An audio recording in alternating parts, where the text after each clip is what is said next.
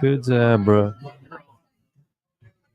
All right, what's up? Welcome into Chat It Up here from Mike's Hole in the Wall. Once again, this is one of our favorite places, boys. Yeah, for sure. Follow us all over incredible. social media at Chat It Up Sports. Find us wherever you get your podcasts. Chat It Up Sports, 5 stars, nothing less. Make sure you tell a friend to tell a friend to tell their mom and or their sister and or their brother or cousin or whomever else. I'm Greg Larnard, hanging out with my guy, Malcolm Miggy Harris, and then the one, the only, Joseph Guthrie. Getting a lot of airtime, and I love it. I'm loving You're it. supposed to be just like the producer, and now like It's fun. babies happen, and Joseph's like, it's my time. College football's running rampant. We're halfway through the season, and I couldn't think of two better people to be doing the show with. It's a beautiful feeling, isn't it, man? I mean, other than the two that aren't here, too. Yeah. Shout out to the Hot Dad Club. Hot Dad Club, Dad man. Club. And we would be remiss if we didn't welcome baby Gracie. into Oh, the we world. did. You missed it last show. Okay. But you can say you're welcome. Go ahead. Well, on behalf of your Uncle Miggy, baby Gracie, welcome to the world. I already love you more than life itself. And you have a great mom and a great dad. And baby Mina as well. You have a great mom and a great dad. And welcome to the Chat It Up family. Super excited to welcome you all to the world. And super excited to welcome another week of college football into our lives, gentlemen. Tell them again, man. Best sport in the world, baby. I mean, there's nothing like it. And we're in, you know the song, We're in the Thick of It? Yeah, Yes. we are in the thick of things. And I'm excited, of course. Last weekend, finally getting my voice box back. Yes. Yeah, After going to that Florida game, must have been a little nuts. Give us the rundown on that Florida game and the atmosphere. It was incredible. I mean, from top to bottom, I mean, just, again, I told y'all, those are my favorite games for a reason. Like, Yep, you leave yeah, the kids at home. You make sure that you got a babysitter. It went into overtime. You know, Tennessee, it's weird because I don't know if y'all saw the clip, but this kid was dancing. I did. And I did. Man, Nealon was flat. And this kid just starts dancing and they pan to him on the big screen. Nealon erupts like a touchdown just happened. Yeah, I saw him. He was awesome. It's like shaking. And then, bruh, like literally it stops when they show somebody else and everybody's like booing and stuff. And then they show the kid, everybody's like, whoa. And it's crazy. Got to keep him on the camera. Without that kid, Tennessee does not win that football game. Really? Bro. Yes. It's so interesting how those type of things can motivate a squad Yeah, without that and kid. a stadium. All it takes is a spark, man. Just one So, spark. He said he wanted to hit the Quan with Dylan Sampson. That's his one Hit wish. the Quan? Yeah, hit the. I feel like that would be your wish, too. I mean, I'll probably hit the Quan a little better than Dylan Sampson if I score in the end zone. That's just me, though. Dylan, I That's a think bold he's claim. calling you out. I'm saying you Come might on. you We'll might be up rewrite. Yeah, We'll be up there in Knoxville this weekend. You got an opportunity. you might Go show rewrite us what. the Tennessee history books of rushing yards. You ain't Malcolm Miggy Harris, though. That's all I got to say, man. But it was a good time. I had a great time overall. 10 out of 10. Highly recommend. Hell yeah. We love that. All right, we got a lot to get into tonight. We, as I mentioned, we're at Mike's. Nice enough to have us back. We got games galore going on all over the place, except for the Mets game, unfortunately. So I've got that on my computer here. They just tied up Mark Vientos with a solo shot. Let's go. Oh, Let's go. back Vientos is into it. crazy, bro. He really is. Vientos is really like that, man. We got our big board with our core 4 games out here at Mike's. If you're out here for whatever reason, come on, make some picks. We're going to give you our picks, and we're going to get into all of it as we're going to get into some different fun topics around the college football world. Tonight's going to be a fun show. It's not just going to be breaking down games and big matchups, and of course, we got some doozy matchups tonight, this weekend. Oh, yeah. So we're going to have a lot to get into. Joseph, I did just want to throw this at you. I don't know if you saw this. Go ahead. I'm sure that you did because you're a huge Georgia guy. But I heard a 5-star quarterback decommitted from y'all tonight. We did. We Half an hour ago. lost Jared Curtis today. He's a 2026 guy. He chose to decommit from the University of Georgia, and I mean, it happens, man. It's part of recruiting. You lose guys. There's nothing that hits quite as much as losing a 5-star quarterback. That doesn't feel good. Nobody's happy about it. No. But I wish the best for the young man. Yeah, ultimately, that's his decision to make. And we'll see where he ends up going. I think, according to Hayes Fawcett on Twitter, he had tweeted out some schools that interest him. I think on that list was Oregon, Ohio State, Clemson, South Carolina, and Alabama, I believe, were some of the schools that he said had stuck out to him. So we'll see where he ends up. Somebody's getting a pretty good player. in Jared Curtis. And, as a Dog fan, I wish him the best. So I do. Very politically correct statement there from Joe. I can be civil, politically man. correct. I'm not going to come after 18-year-old kids. I just ain't got it in me, man. You respect their decision. I respect this decision. Yep. That doesn't mean no sting, though. Well, I mean, we lost Rayola, so it's like, That's true. okay, You did. and he's balling out, and good for He is. Nebraska, man. Yeah. They needed that kid. I think it's good that he chose to continue the legacy of his family. He's been balling out. Like, wish him nothing but the best, man. Georgia will be okay. Yeah, Georgia will will be be okay. okay. University of Like, Georgia. I don't feel too bad for them. I didn't want to. He's like, humbly, I don't really care because we have somebody else. I didn't want to just be like, yeah, Georgia will be fine. But I mean, I'll say it. if you look historically at how Georgia's done recruiting quarterbacks, Mm-hmm. they haven't exactly lit the world up. I mean, I know we had Justin Fields. It was horribly mismanaged for a year, and then he finally went somewhere that he should have went to in Ohio State. Yep. So, I mean, losing big quarterback recruits, I'm like, well, it kind of, Kirby won 2 with Stetson. So That's true. I think Georgia will be okay, ultimately. All right. Well, with that being said, let's start with Tennessee. We will be up there this weekend. Really excited about that. I don't think we're actually going to go to the game, but at least we'll be up there. We'll be in the presence of an incredible game. Tennessee hosting Alabama. Last time we saw this, it was the goalpost getting thrown into the Tennessee River. It was Tennessee upsetting Alabama at home. The last time that Nick Saban will ever coach a game at Neyland Stadium, we sent him off with a well wish of a big fat L, right? It's the best. It was. In the world.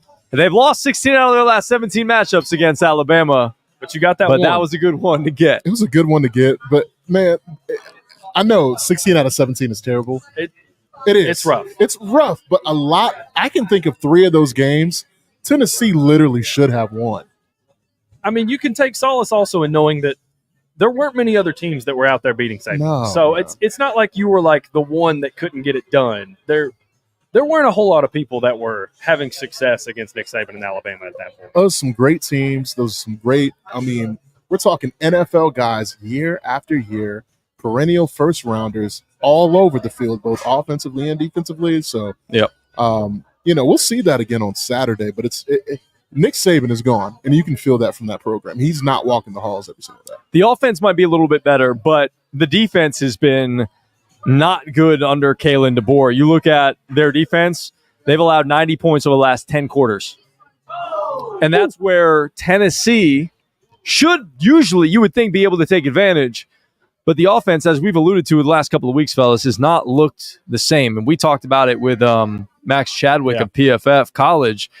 And it's more of the same of it looks very predictable. It feels very predictable. And again, I still don't know if it's Nico or Heupel. I'm sort of beginning to lean toward it's Nico's confidence. He just doesn't make the throws. And it's frustrating. Watching a little bit of tape on Nico, it looks like he's kind of regressed a little bit. Like Yeah, it looks like he he'll have a has. clean pocket and he's just not comfortable. I don't know what's going on because I don't get to see him in practice. So I don't know what's happened that's causing him to feel this way You're or not- what's different you're about not the at offense. practice? Practice. You talking about practice? Practice. Not a game. You win games in practice. That's But right. I don't know, man. It just looks like he's nervous for some reason when he has a clean pocket. It looks like he's not setting his feet right, and his feet aren't moving with him when he's doing his reads. And it's just, I don't know. It looks funky, and it looks like something's up with Nico as far as how smooth he looked early on versus now. RELAX. Relax. The great Aaron Rodgers once said that. Come on. I'm gonna tell y'all why. A freshman quarterback. Calm us down. A freshman quarterback doesn't beat Florida. That just happened. Like in Tennessee history, Nico has done something that Peyton Manning didn't do, that Tyler Bray didn't do, Josh Dobbs did once, Hendon did once.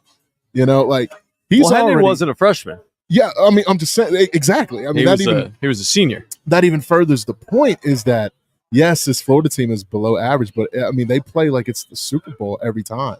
And the second half, I will just say it, and I do not like to, antagonize or chastise players.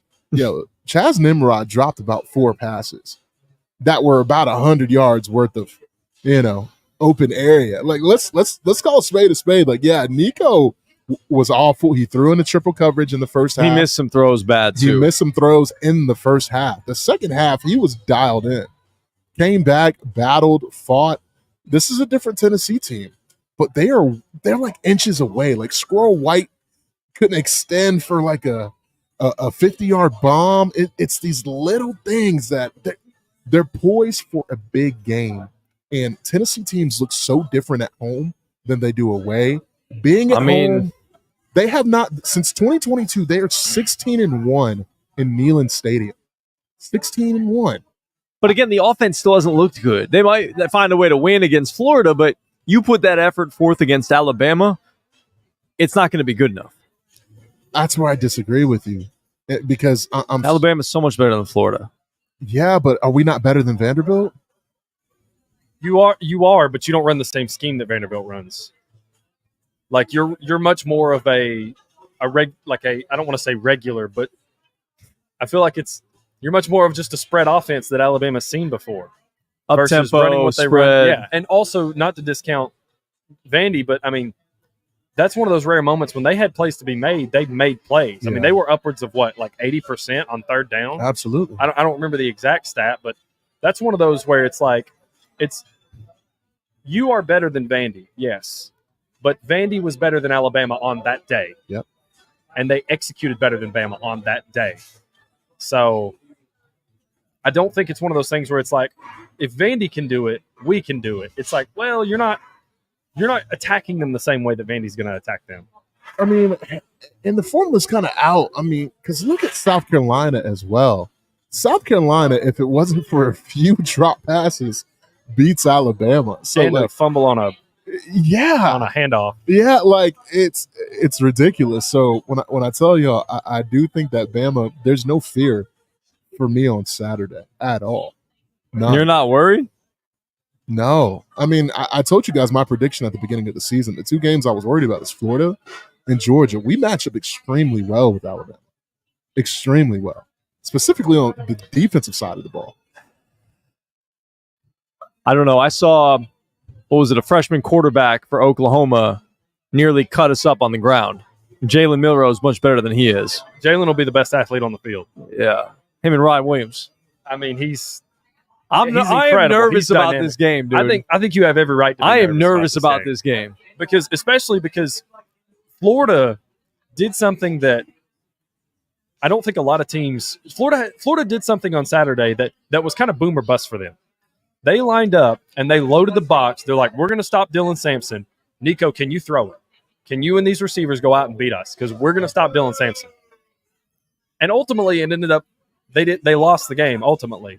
But for the most part, I mean, scoreless in another half. Florida kind of rolled the dice and it paid off a little bit. I promise if they sell out again, because there were some looks that Nico was getting that guys just didn't make the play. I think that this week in practice, there's been an intensity level.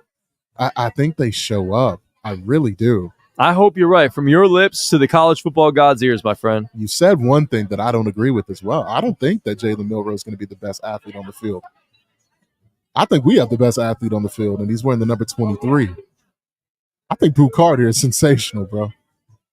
Chattanooga's own. Did y'all not see what I saw in Florida? Hang on. Bro. I mean, you would have, if you would have dropped James Pierce, because they'll be on the field at the same time. He's up there too. I mean, he had a great game, by the way. Bro, brother, Boo Carter was the best player on the team. Miggy Tape. Oh, God, I just ate that microphone. Miggy Tape. I mean, that's the biggest Miggy Tape. One of the biggest Miggy Takes I've ever heard in my life. Bro, watch the film. Boo Carter's not a better athlete than James Pierce Jr. He's not a better athlete than Jalen Milroe. Bro, he's a great athlete. I don't want to say he doesn't have the potential to be, because he's only a freshman. He's just a freshman. I know Ryan Williams is 17, but because everybody loves to say that. Yeah, we've already, that's been. He should be in high school right now. Did you know that? Nah, he should be a junior. I did not. You told me Ryan Williams should be playing high school football? He's only 17. Oh my God! Who would have thought? How have I never heard Who that would have before? thought? Dog, Boo Carter was everywhere on that football field. It was a pleasure to watch him play football on Saturday. So all I'm saying is, Jalen Milroe to me is still Jalen Milroe. But I will say, yeah, Ryan Williams is impeccable, and we're going to have to see something. We are. I also think, to play off your point, we don't know what version of Alabama's offense is going to show up Saturday. I mean, if the version that shows up that played Georgia, good luck, guys. But if the version shows up that played South Carolina, you got a shot. Now, that being said, I don't think, and this is no disrespect to Tennessee, no exclusive disrespect to Tennessee, because I don't think anybody else in the country could do it. You're not going to be able to play Jalen Milroe the same way that South Carolina did with Kyle Kennard and Dylan Stewart. Like you have James Pierce, yes, but you don't have the same type of edge rushers on both sides that South Carolina has. But the defensive line in general is better with Tennessee. Overall, yes. Yes. Yes, but the way that you're going to be able to just mindlessly rush upfield and rush Milroe, like a lot of teams don't want to do, I don't think, and like South Carolina did, I don't think you'll be able to replicate that same strategy. Specifically with Keenan Pili now officially out of the year, with the torn ACL, somebody's going to be completely kind of in that center nucleus of the defense, going to be calling stuff. So, I see your point 100%. It is truly a toss-up. I mean, if you look at matchups everywhere, it's split. It truly is. Yeah, and plus, I mean, have we seen anything that really tells us? Because, the last few years and in the last couple of years of even Saban's reign, Alabama on the road was not the same team that they were at home. So have we seen anything to correct that? Have we seen anything to change your opinion on how Alabama is away from home? I know South Carolina was a home game last weekend, so that is what it is. But there's a chance that this team rolls out and they're just not the same because they don't play the same way at home as they do on the road. I mean, I feel like that's a lot of teams in college football. I know after Tennessee lost at Arkansas, that was one of the big things that is going against Josh Heupel, and I think it should go against everybody. Like, it's hard to win on the road in college football, and especially in the SEC. Like, I know Heupel gets a lot of flack for it, but it's kind of wild because, I mean, it happens all over the place. I mean, Heupel loses quite a bit on the road. He beat Oklahoma at Oklahoma this year. Yeah, he did. And it was an amazing victory, but his teams look different. And I've been on the record by saying we always drop a game on the road that Tennessee is not supposed to, and they look terrible. It's happened every single year with Josh Heupel. What was the year? What was the game last year? Missouri. Missouri's a pretty good team. Missouri. It was a slaughter. Missouri was really good last year. Yeah, they were really good last year. But like that. Well, I mean, we could say the same thing about South Carolina. Now, South Carolina in 22 was definitely a game you were not supposed to lose. Yes. Well, that's because they had we've also some helpful factors. Yeah, we've also heard that they've had some there were some signs in the sky. Yeah. Potentially, maybe, possibly, we don't. Who knows? They're just some rumors floating around. I don't know. But so I mean, that Missouri loss last year was, I mean, it's at Missouri. And Missouri, that's the best team Missouri's had in probably since Dorial Green Beckham was there. That was like, what, 2008? 2009? I'm just never going to respect Missouri, bro. I get it. It's Missouri. Like, you're a blue blood of college football in my eyes. You do what you need to do, Tennessee. And they didn't. They absolutely got pummeled down there in Columbia. Como.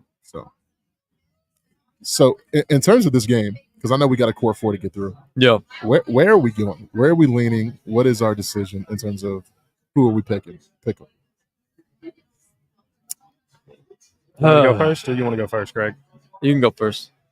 Man, okay. I'm rolling with Bama. Okay. Because I think Bama's going to play, barring Kane Womack not deciding to do something ridiculous.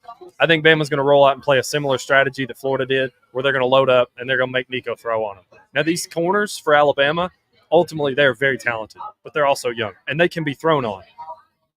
But until I see Nico do it, until I see Nico throw on them, I'm going to roll with Bama. Because I just think if Bama implores the same strategy, they have better athletes than Florida does, a better defense than Florida does, and a better offense than Florida does. So if they have similar success in stopping Dylan Sampson and forcing Nico to throw the ball, I think Bama will get it figured out a few more times and ultimately end up winning. What's up, G? My head is telling me to pick Alabama. That's because of the series history. It's really because Jalen Milroe is an absolute stud back there at quarterback, and he scares the daylights out of me along with Ryan Williams. You got to stay in But contention for your record. I want you to keep that in mind. This game means more to Tennessee than it does to Alabama. Alabama's already got the big win over Georgia. So for that reason, I'm going to go with Tennessee. I don't think Tennessee should win this game. I don't think they're more talented on paper, but we've seen things happen that they're not supposed to happen. This is one that's not supposed to happen, and I'm hoping that us being up there is going to deliver a little bit of magic. So on a wish and a prayer and a Hail Mary, courtesy of my man Aaron Rodgers, I'm going with the Tennessee Volunteers. Okay. Man, some Keisha Cole just came on here at Mike's Hole in the Wall. I mean, it's a beautiful, beautiful sight. Lay it down. I would sing it, but I'm not going to do that to our listeners. Them Tennessee Vols about to go up there. They're about to go kick Alabama's ass and score. Nico's going for touchdowns. And Dylan Simpson's about to run all around. He's gonna go and score a touch. Give me the Tennessee Vols, dog. That was incredible. That was well done, Malcolm Harris. Well done. Give me. I'm still waiting for the Shout It Up theme song to drop. Give from me Young Mal. the Vols. 10 out of 10 for showmanship, Yeah, dog. man. Amazing. Seriously, I think this game is going to be take the under if you're into that type of thing. I have Tennessee 28, Alabama 24. I think it's going to be just a great game from start to finish.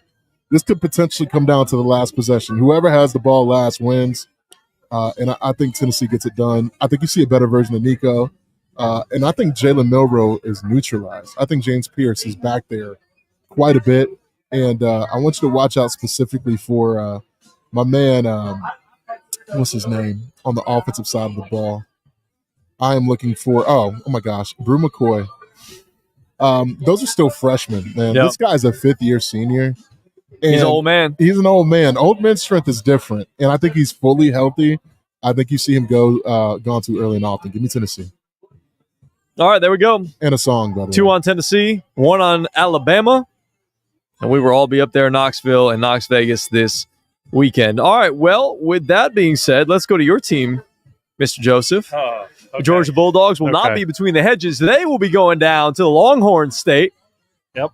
Austin, Texas, brother, to face the number 1 team in the land. Talk to me a little bit about this matchup. How are you feeling as a Georgia fan? What stands out to you when it comes to this matchup specifically and having to go against Texas and what they do so well? Is there any place that you feel like there is maybe a vulnerability that they can take advantage of? I do actually, and I've got some statistics for you guys. Oh, give me! I love stats sometimes. Courtesy of Dr. J. Will on Twitter. Okay, the man love that. himself. He broke down the game by the numbers. So, some opposing FBS scoring defenses that Texas has faced: Colorado State 100th, Michigan 56th, UTSA 108th, ULM Louisiana Monroe 32nd, Mississippi State 17th, Oklahoma 27th. Not exactly a murderer's row of defenses. As far as offenses go, just scroll down here. Scroll down.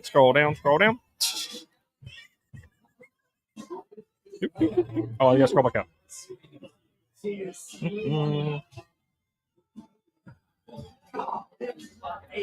The opposing scoring offenses that Texas has played are 107th, 102nd, 105th, tied for 105th, ULM and UTSA, Mississippi State 71st, and Oklahoma 96th. Now, that being said, Georgia doesn't have exactly the most dynamic passing game in the country. They don't.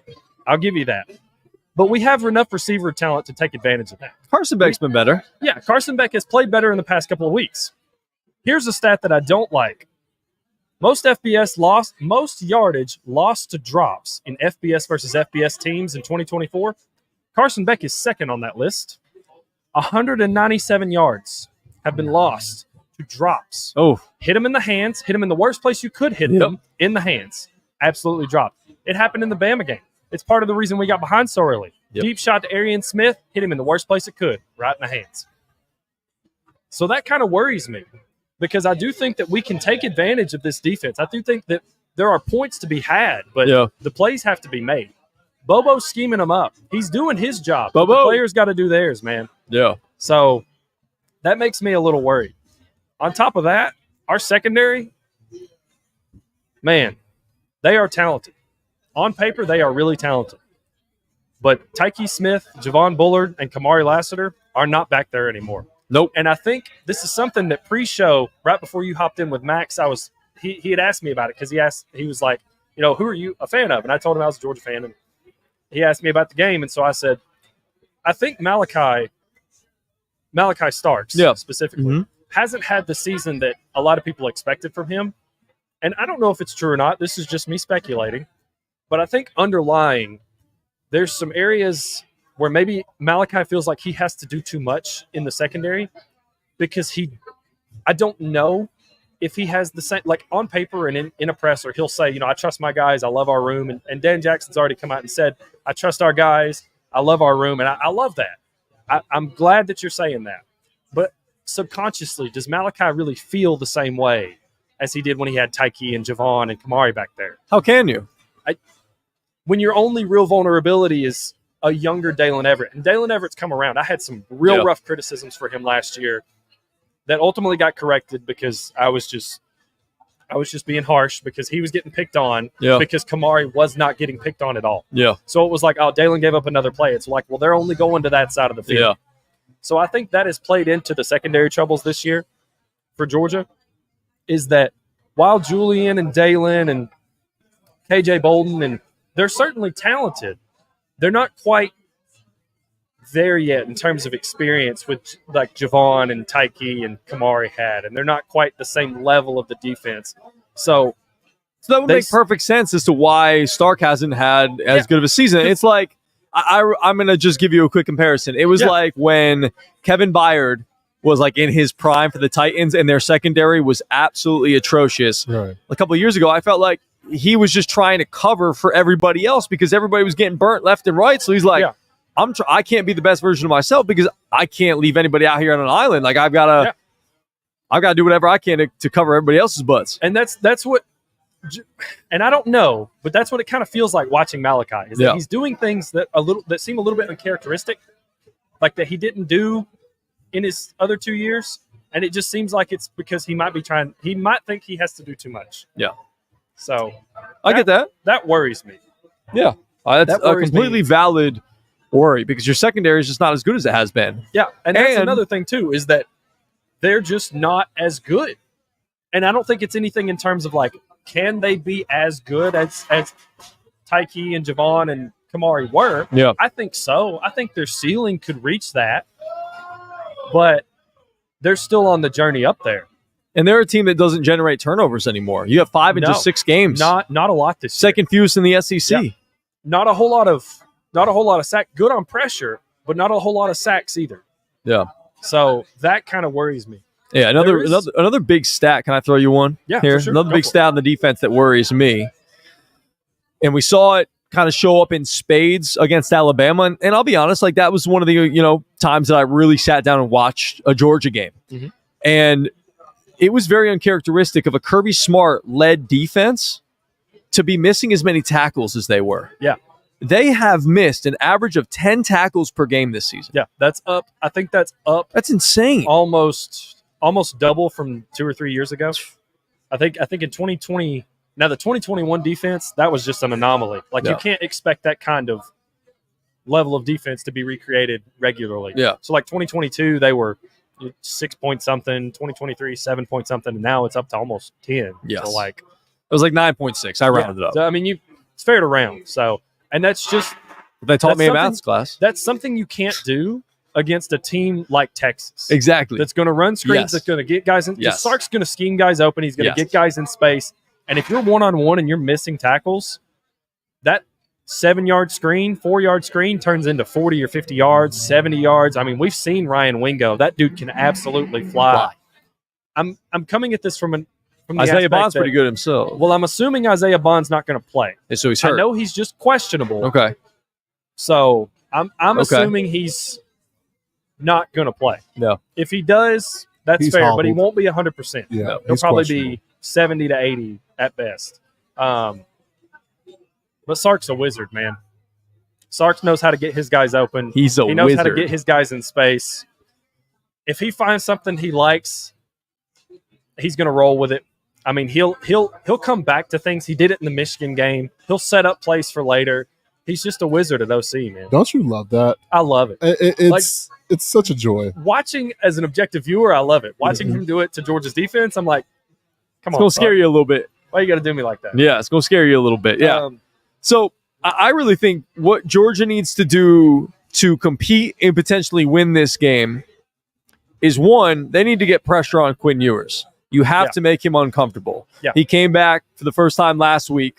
It was okay. He wasn't great. Didn't have to be great. He didn't have to be. No. This is the first time where we're going to have to see Quinn Ewers be great along with that offensive line. He was like 3 for 9 and threw an interception last week against pressure. Like, he wasn't that great. So if Georgia's defensive line can step up and get pressure and maybe force some turnovers, some bad decisions, like, that's how you're going to win this game. Yeah. Plus, Venables had 2 weeks to prepare for Quinn. So, of course, you have to expect early on that he's going to come out. He's going to throw some weird looks. They're going to disguise some coverages. They're going to roll, like, they're going to have some weird pressures. Early on in that game, Quinn was struggling. It's like, this is fine, because I have no faith in Oklahoma's ability to score. So I don't think I think Quinn will be much better early on in this game. I do think Georgia will be able to score, but if this is a game that's played in like the upper 30s, low 40s, I feel better about Texas. Yeah, I do. You need this game to stay kind of in the 20s. If it's in the high 20s, low 30s, I feel like I feel better about Georgia because something they figured out. They figured out something. Yep.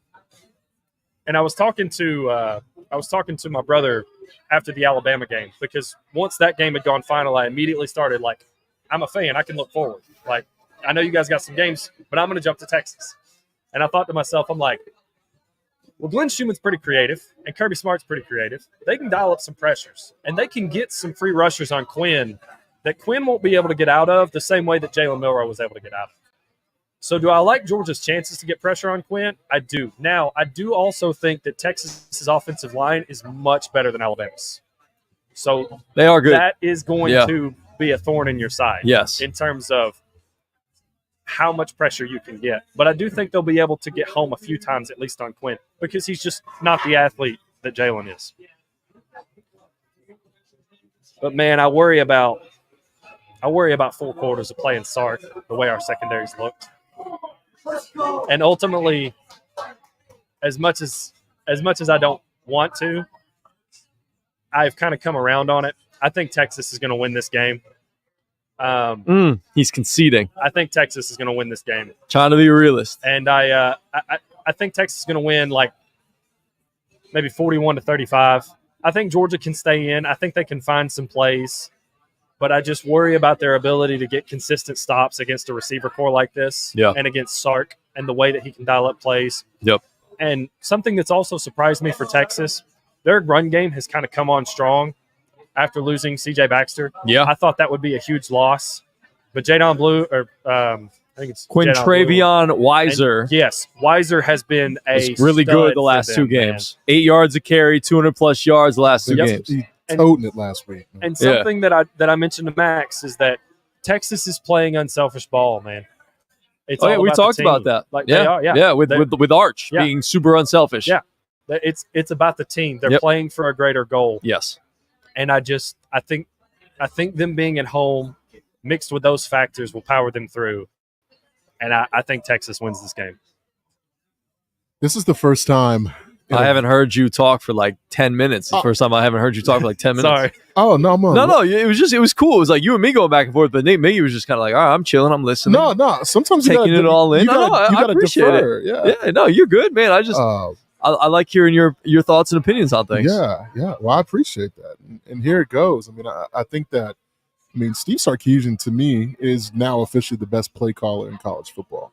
I think what he is able to do, how he is able to just scheme guys open. I saw it in his time in Atlanta. You saw it in Washington. You saw it at Southern Cal. Like, the guy is just phenomenal. Mm-hmm. I've never seen in probably the last 3 years a Georgia team that we're going to see on Saturday. You're going to see a Georgia team play with desperation. You're going to see a Georgia team that's extremely inspired. And most of all, this is the biggest, line spread. I haven't seen Georgia not favored in a very long time, but for 5.5, we got to remember who we're talking about, man. Georgia is still the standard. When it comes to building a program, having talent, Georgia has it. They have everything Texas has in terms of athletes, everything in terms of personnel. You still have what was considered a first-round quarterback in Carson Beck. You have the athletes. I think you have, to me, in my eyes, still the best player on the field. Malachi Starks is amazing, man. 32 tackles. What does concern me, though, if you do not have a defensive lineman in the top 10 on the team in tackles. Nope. Not one. You have a defensive lineman that has 12 tackles all year. And that's like your leading defensive lineman in terms of tackles. Whenever I see Malachi Stark have over 32 tackles, like, bro, that shows me that people are getting to the second and third levels. They are. Like, your linebackers are really having to make a lot of plays. That's what we're talking about, like the team being terrible at tackling. Yeah, like that's the issue. Yes. But something is telling me that Georgia is going to pull out this football game. But I'm not going to pick it. I'm going to go Texas. I thought for sure you were going to give us the Georgia pick. I wanted to. I was going to flip my mind. But I think Steve Sarkisian's way too good of a play caller. And this is going to put Georgia in uncharted water because then they're going to have to win out. And you're going to be playing an Ole Miss team that is they can't lose another game or they're done. Desperate. You're going to play a Tennessee team who is going to try and give you their best shot. It's weird. So give me Texas, but I'm so hesitant. I am so hesitant. As we kind of talked about, if Georgia wants to win this game, they've got to find a way to get constant pressure on Quinn Ewers. But Joseph said it great. The offensive line is really, really good for Texas. It's really, really, that's going to be very difficult. I just don't see him forcing a lot of throws, making a lot of mistakes. Georgia, in my mind, also, if they want to stay in this game, they've got to start fast. Because you've seen what happens when they don't start fast. They get behind, they're missing tackles, they look out of place, and it goes downhill very, very quickly. It's been since week one since they've played a complete game. Would you say that's a true statement as a Georgia fan? I wouldn't even say. I don't think they played a complete game all year. Against Clemson? No, I don't think they played it. Smoked Clemson's ass. In the second half. I mean, we went into that game, it was 3-0 at halftime. This is facts. You have not seen a complete Georgia team. We have not had a full four-quarter effort this year. Now that game's still out there, and their best game is still in front of them. So we'll throw that out there. Now is the moment, man. I mean, you got number one. People are already doubting you. People are saying Kirby's done lost the team.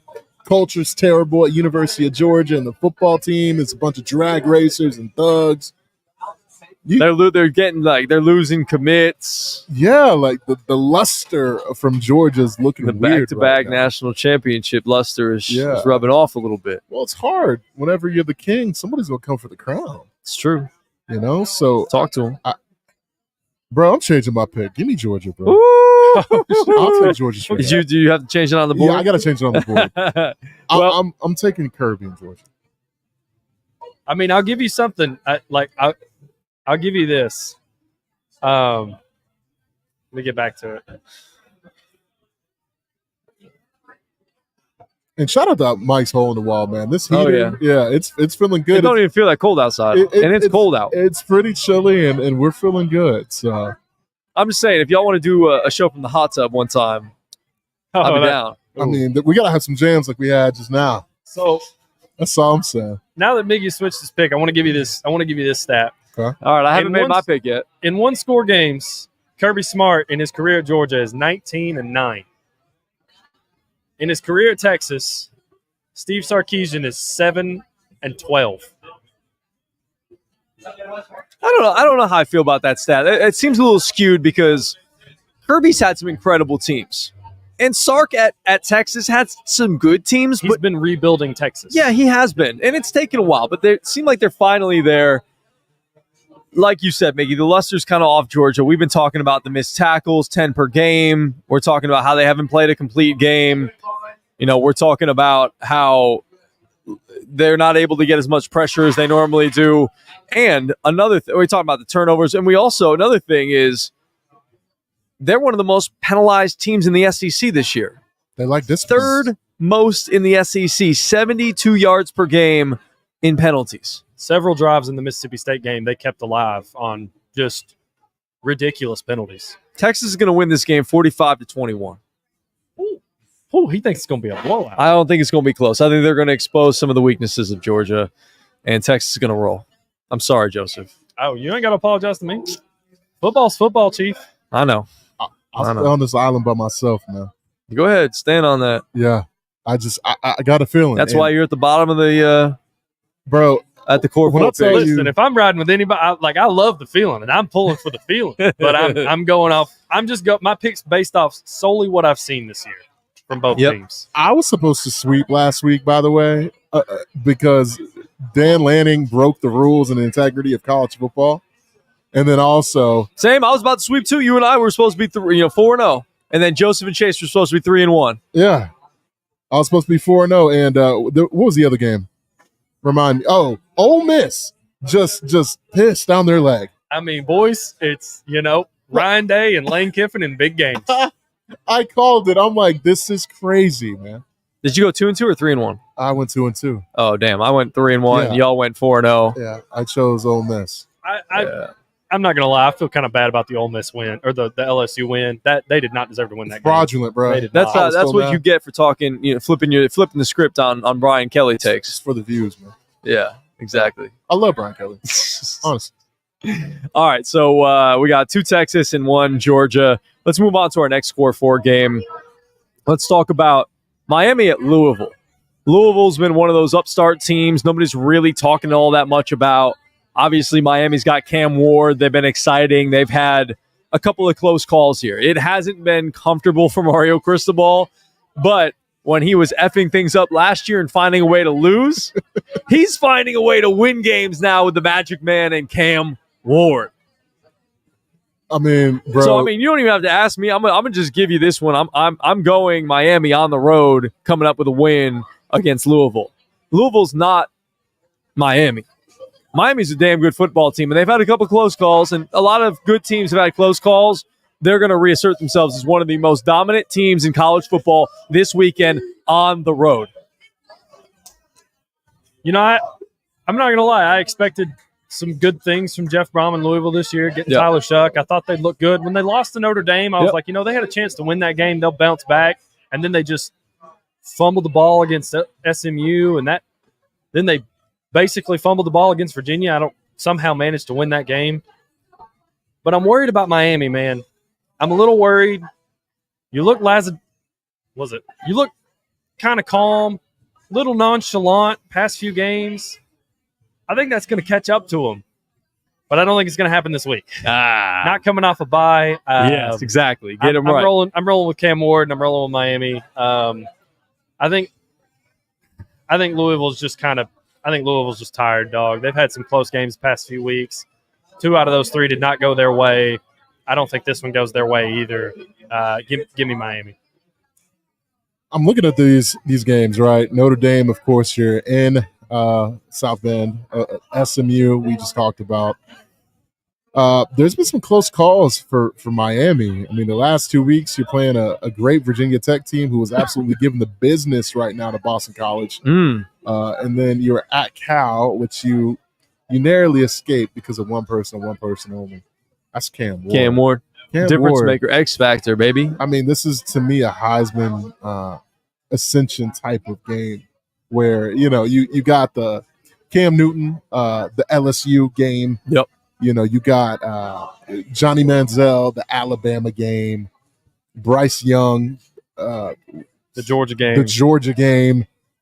I think this is one of those games you're going to be like, all right, like if Ashton Genty doesn't have 300 yards, Cam Ward will be back, and he's gonna be able to do it. So give me Miami to cover that 5-point spread. All right, our last game, as we're rolling through these, South Carolina at Oklahoma. This is an interesting one. Yeah. It certainly is it's not a matchup coming into the year I thought would be something that I would have on my radar in terms of like, that could be an interesting matchup. But here we are, and Oklahoma starting a freshman quarterback, and they're down their entire receiving core, and South Carolina's defense has proven that they're actually legit and they can come to play. And Kyle Kennard and Dylan Stewart have proven that they're like legitimate high NFL draft picks. I didn't see this for Oklahoma coming in early. Yeah. But man, if Lenora Sellers and Rocket Sanders don't mess up a handoff last year, are we talking about Shane Beamer beating Alabama? Yeah, the answer is yes. At Alabama? The answer is yes. Damn. So you're telling me they can't roll into Norman and beat a limping Oklahoma offense?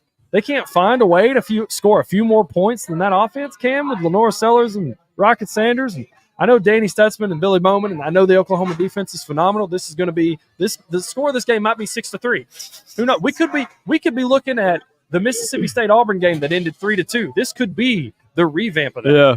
I mean, Yeah. which would be horrible and awesome at the same time.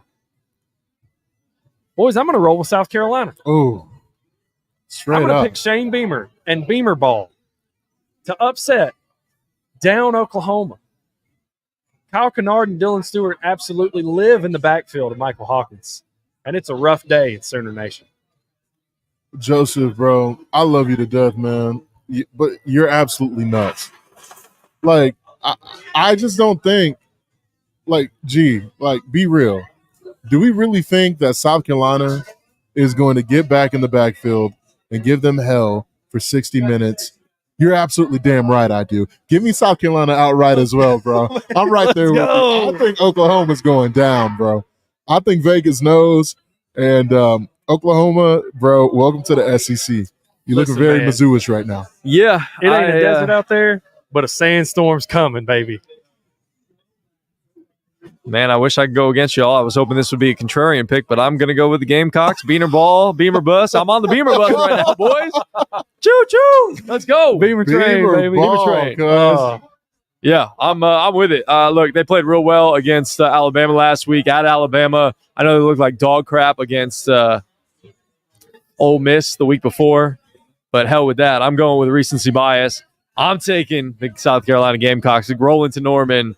And again, very low-scoring affair, but still finding a way to win that game because both defenses are damn good, but both offenses are putrid, a little shaky, to say the least. All right, Mickey, there were some other games. We're going to get some different topics here, but before we get to these topics, there were some other games that you wanted to touch on this week. Talk to me a little bit about some of the games that you wanted to touch on that are not on the core four, the honorable mentions, if you will. Yeah, the honorable mentions. I mean, I'm looking at this slate, and it's absolutely beautiful.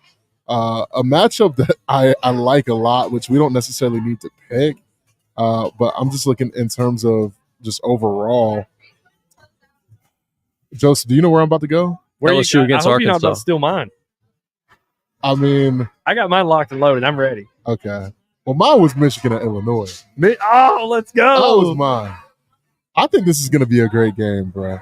This is my honorary one. I mean, it's going to be a showdown, bro. Just defense, just boring ass, just stone cold football between.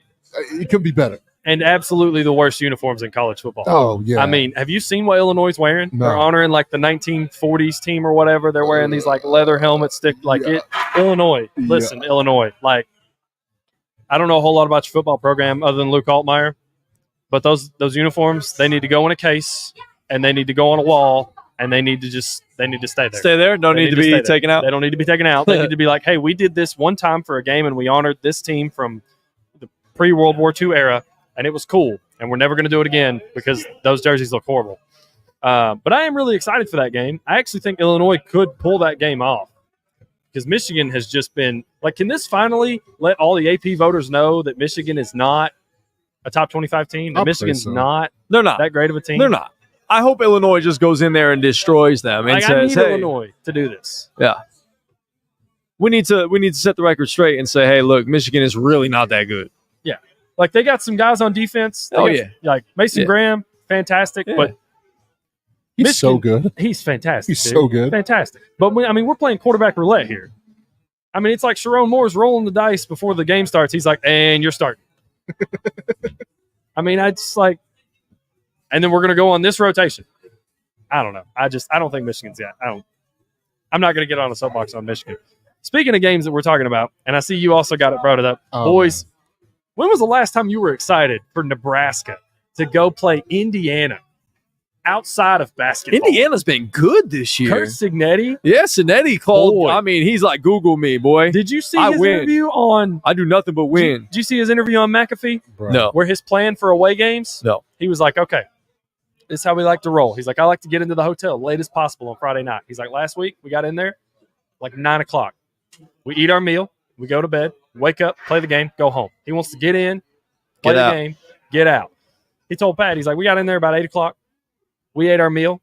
We woke up, beat their ass, and left. I'm like, man, you got some confidence to just speak He sure like does. that, like on national TV. And I love it. Yeah. It's Indiana. Yes.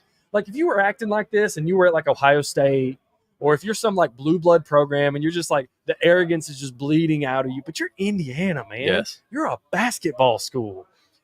But And you're just letting that hang out there? That's how you build a program back up. That's how you build a culture. Respect the hell out of Yes, it. a man. winning culture because they've had a losing culture. They're not a football program. Exactly. He's trying to instill and build up a culture there of, hey, look, we're not just a basketball school. It's kind of like what Stoops is trying to do with Kentucky. Yeah. You know, everybody hears, hey, Kentucky's a basketball school. Kentucky's a basketball school. No, we've been pretty decent at football here, and we that's can be yeah, good if you you'll- can be good. Yeah, and Kurt Signetti is doing that in Indiana. I was reading some about them too, and I was just like super impressed by what they've done this year and what he's done specifically. Yeah, because he's It's done fun. this at several programs. Now, he did this at JMU. Now he's doing it in Indiana. And it's such a good matchup because Matt Rule's doing the same thing. Yeah. Matt Rule's rebuilding a blue blood program. Nebraska was a blue blood program. They've kind Yes, they in the petered out a 90s while. with Tommy Frazier, that was the team. Yeah. So I'm really excited for this game. We're I gonna- think it's going to be really good. We're going to see with Nebraska, right? I mean, they got Indiana coming up, Ohio State in Columbus. Ooh. That's rough. You're going at USC. You're at Iowa. So we're going to see if Nebraska's for real. But I will say Indiana, I mean, they look poised. If they beat Nebraska, you're going to get a Washington team that is beatable, a Michigan State team that is beatable, a Michigan team that's beatable. You may Hey, be undefeated headed into Columbus to play talk to Ohio him, man. State. That is massive. damn. You'll be a top 10 team. Can you imagine? I guarantee he is not coaching here next year. And if he does something to be, Could he be a candidate for Florida? could he be a candidate? I'll raise you. If you're if you're Florida, you throw the bag. If Lane Kiffin stays, throw the bag at Kurt Signetti. If you beat Ohio State, I think he's in Columbus next year. To do this at Indiana, Well, if Ryan Day loses to Michigan again this year, then certainly way. he's not staying. yeah. I mean, this guy has a proven track record, very Kalen DeBoer-ish. Like, he wins. James Madison put fear in people's hearts when they schedule people. Yeah. JMU. Yeah. He didn't want to play him. Yeah. Oh yeah. No. 'Cause No. There's a chance They balled last year. they might take our money and take our The W. women? I was gonna say our women, Yeah. our win. So, Let it fly. but no, I like this game a lot. It's gonna be one heck of a slate, y'all, this weekend. I'm so excited. Before we hop off into another game, there's something I wanted because you brought up Lincoln Riley and you brought up USC and you Yeah. brought up Indiana going to USC and Indiana very much could win that game. There's something I wanted to present to you guys, specifically focusing on Lincoln Riley. Mm-hmm. So these are coaches that are 5-8 in their last 13 games. Huh? Okay, Mac Brown, at North Carolina. Sonny Dykes. He lost his starting quarterback in Max Johnson. Yeah, totally. Yeah. Sonny Dykes at TCU. Yep. Went to a natty. Whole team left. It's TCU. Yeah. Hugh Freeze at a rebuilding Auburn. Billy Napier at Florida. You're rebuilding Florida. Lincoln Riley is 5-8 in his last 13 games at USC. I feel as though USC's played a lot of tough opponents this year. I feel like they played a lot of marquee games, and they have won one or two of them, but they've also lost a couple too. Well, they're playing a different style of football.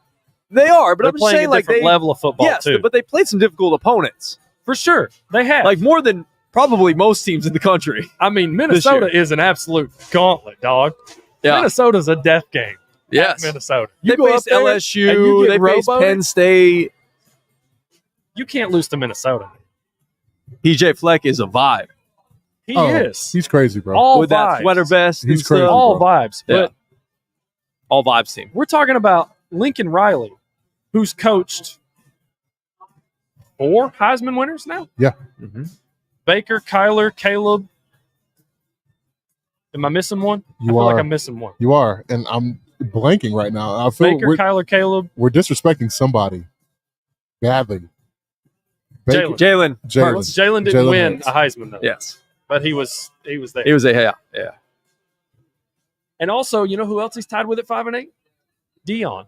Neon Who's rebuilding Dion, a your boy. team that was like they won one game 2 years ago. Before Dion got there, they were 1-11. Listen, Now I will give you this: most of Dion's success has come from this year, but that's improvement year over year. Lincoln he seems like a guy that doesn't belong on this list to me, and especially at USC. Yeah. I don't know. But that's what I'm saying. Like you alluded to it, it's a different brand of football this year. They've played a lot of really good opponents, tough games. So I am not worried about Lincoln Riley and USC. I'm Okay. not. That's Are you? what I was getting at. I'm not worried about him. I'm a little bit worried. I'm not now. worried. And He'll be fine. I'm a little bit worried from the angle of his emphasis of recruiting the offensive and the defensive line. Well, it has to be a little different now. So I got to give him a little time. It's got to be vastly different. Yes. So Yes. You're playing a different style of football, different conference, the whole thing. Yeah. Make you seem like you're a little worried as well. I just can see it on your face. I mean, I'm looking at the schedule, and I see See two what we're saying? potential losses. Like Nebraska could very well come in their trap and take they over could their bully trap. them. Like Nebraska for sure. could just Oh, bully for sure. USC. Yeah. What happened to Colorado could easily happen to USC. And just 100%. lean on them. Dylan Raiola is a good quarterback. And then also Notre Dame. I mean, Notre Dame's gonna guys are playing for jobs. That's what I'm saying. Like they have a tough Right. schedule. Like they do. They very well. I mean, they're out of the college football picture. Now you're just trying to kind of salvage the season, see what you have, and go back to the drawing board for next year. And that's a bad place to be. Specifically when you are Lincoln Riley. You are the gold standard of what it means. And you're USC, man. Come on, bro. Like You're we're Southern talking Cal. like Reggie Bush, Matt Yeah, Minor. yeah, Like yeah. you're USC, dog. Yeah. And you're losing to Minnesota. Yes, bro. You're barely beating Wisconsin. Lost to a horrible Michigan team. Like Albeit it's in the big house, but they're still cheeks. They're not good. I don't know, man. They're not good. I'm worried. I'm a little worried about Lincoln Riley. Yeah. I don't now. I don't know. That's for future. I just wanted to present that to y'all. No, I Let's appreciate keep- it. let's keep rolling. That's some good insight. It's some good insight. So, in terms of anything else college football related, I did. Yeah, I got a lot of topics that I want to get into here. Okay. What are we an hour in already? Yeah, like Yeah, we are. we're in. That's why I was like, In like Johnny Flynn? yeah. Man. All right. So I'm sweating over here with these Mets. Just don't mind me too much. I don't look at that TV because that one is ahead of where I'm at. So Oh, okay. don't look at that Okay. one. I Don't won't say nothing. I won't spoil nothing. I promise. don't say nothing. Okay. So Pete Alonso one of triple shot. I'm the kidding. he just walked. I saw him walk. All right. So there was a graphic that I put up on our Instagram account again at Chatted Up Sports. If you want to follow us on social media, highest paid college football coaches. We were talking about coaches.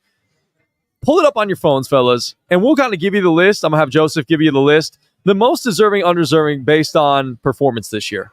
Okay. So Give me the list. Before we get on, here's the list. And you want me to give the numbers too? Yeah, we'll give the Sure. numbers. Yeah, do it. So from 1 to, I think this goes down to 12. From 1 to 12, we got Kirby Smart, number 1, making $13 million a year. Valid. Dabo Sweeney at second, making $11.1 million a year. Interesting. Steve Sarkisian at third, making $10.6 a year. Okay. Lincoln Riley is at fourth, making $10 million a year. Mm-hmm. Ryan Day's at fifth, making $10 million a year.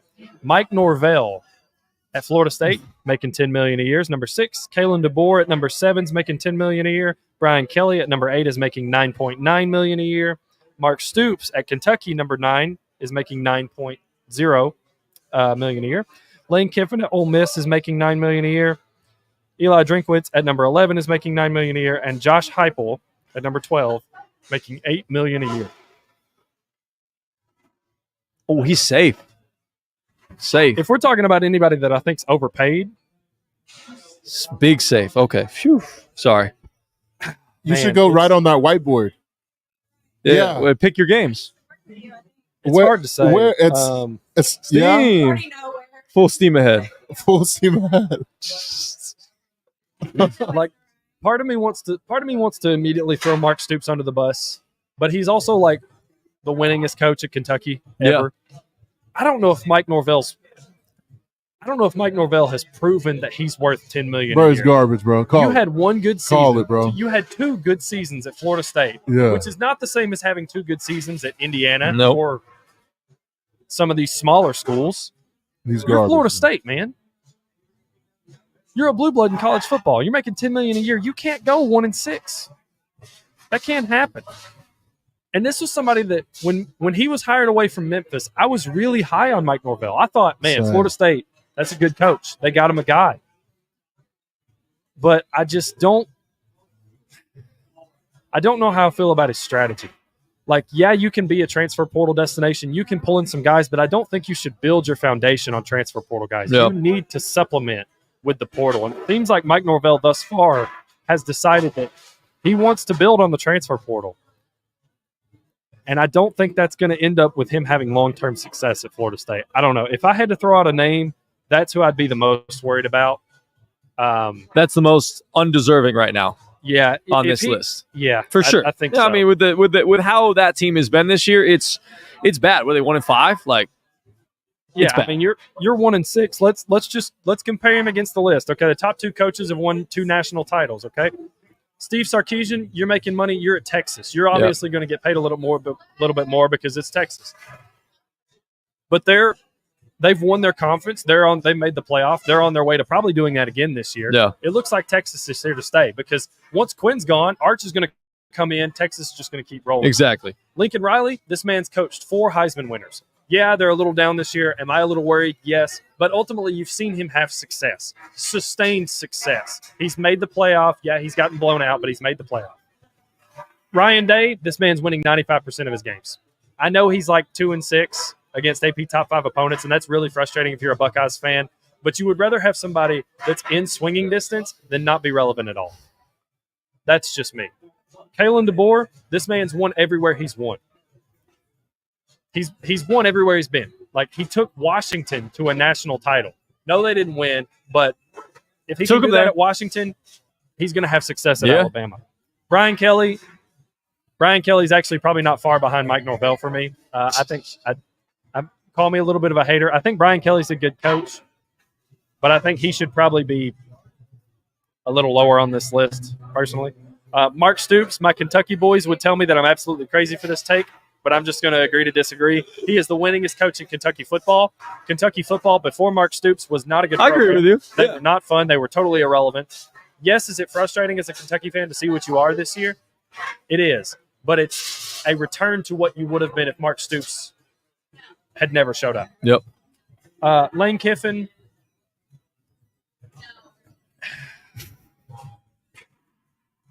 It's the Lane train, baby.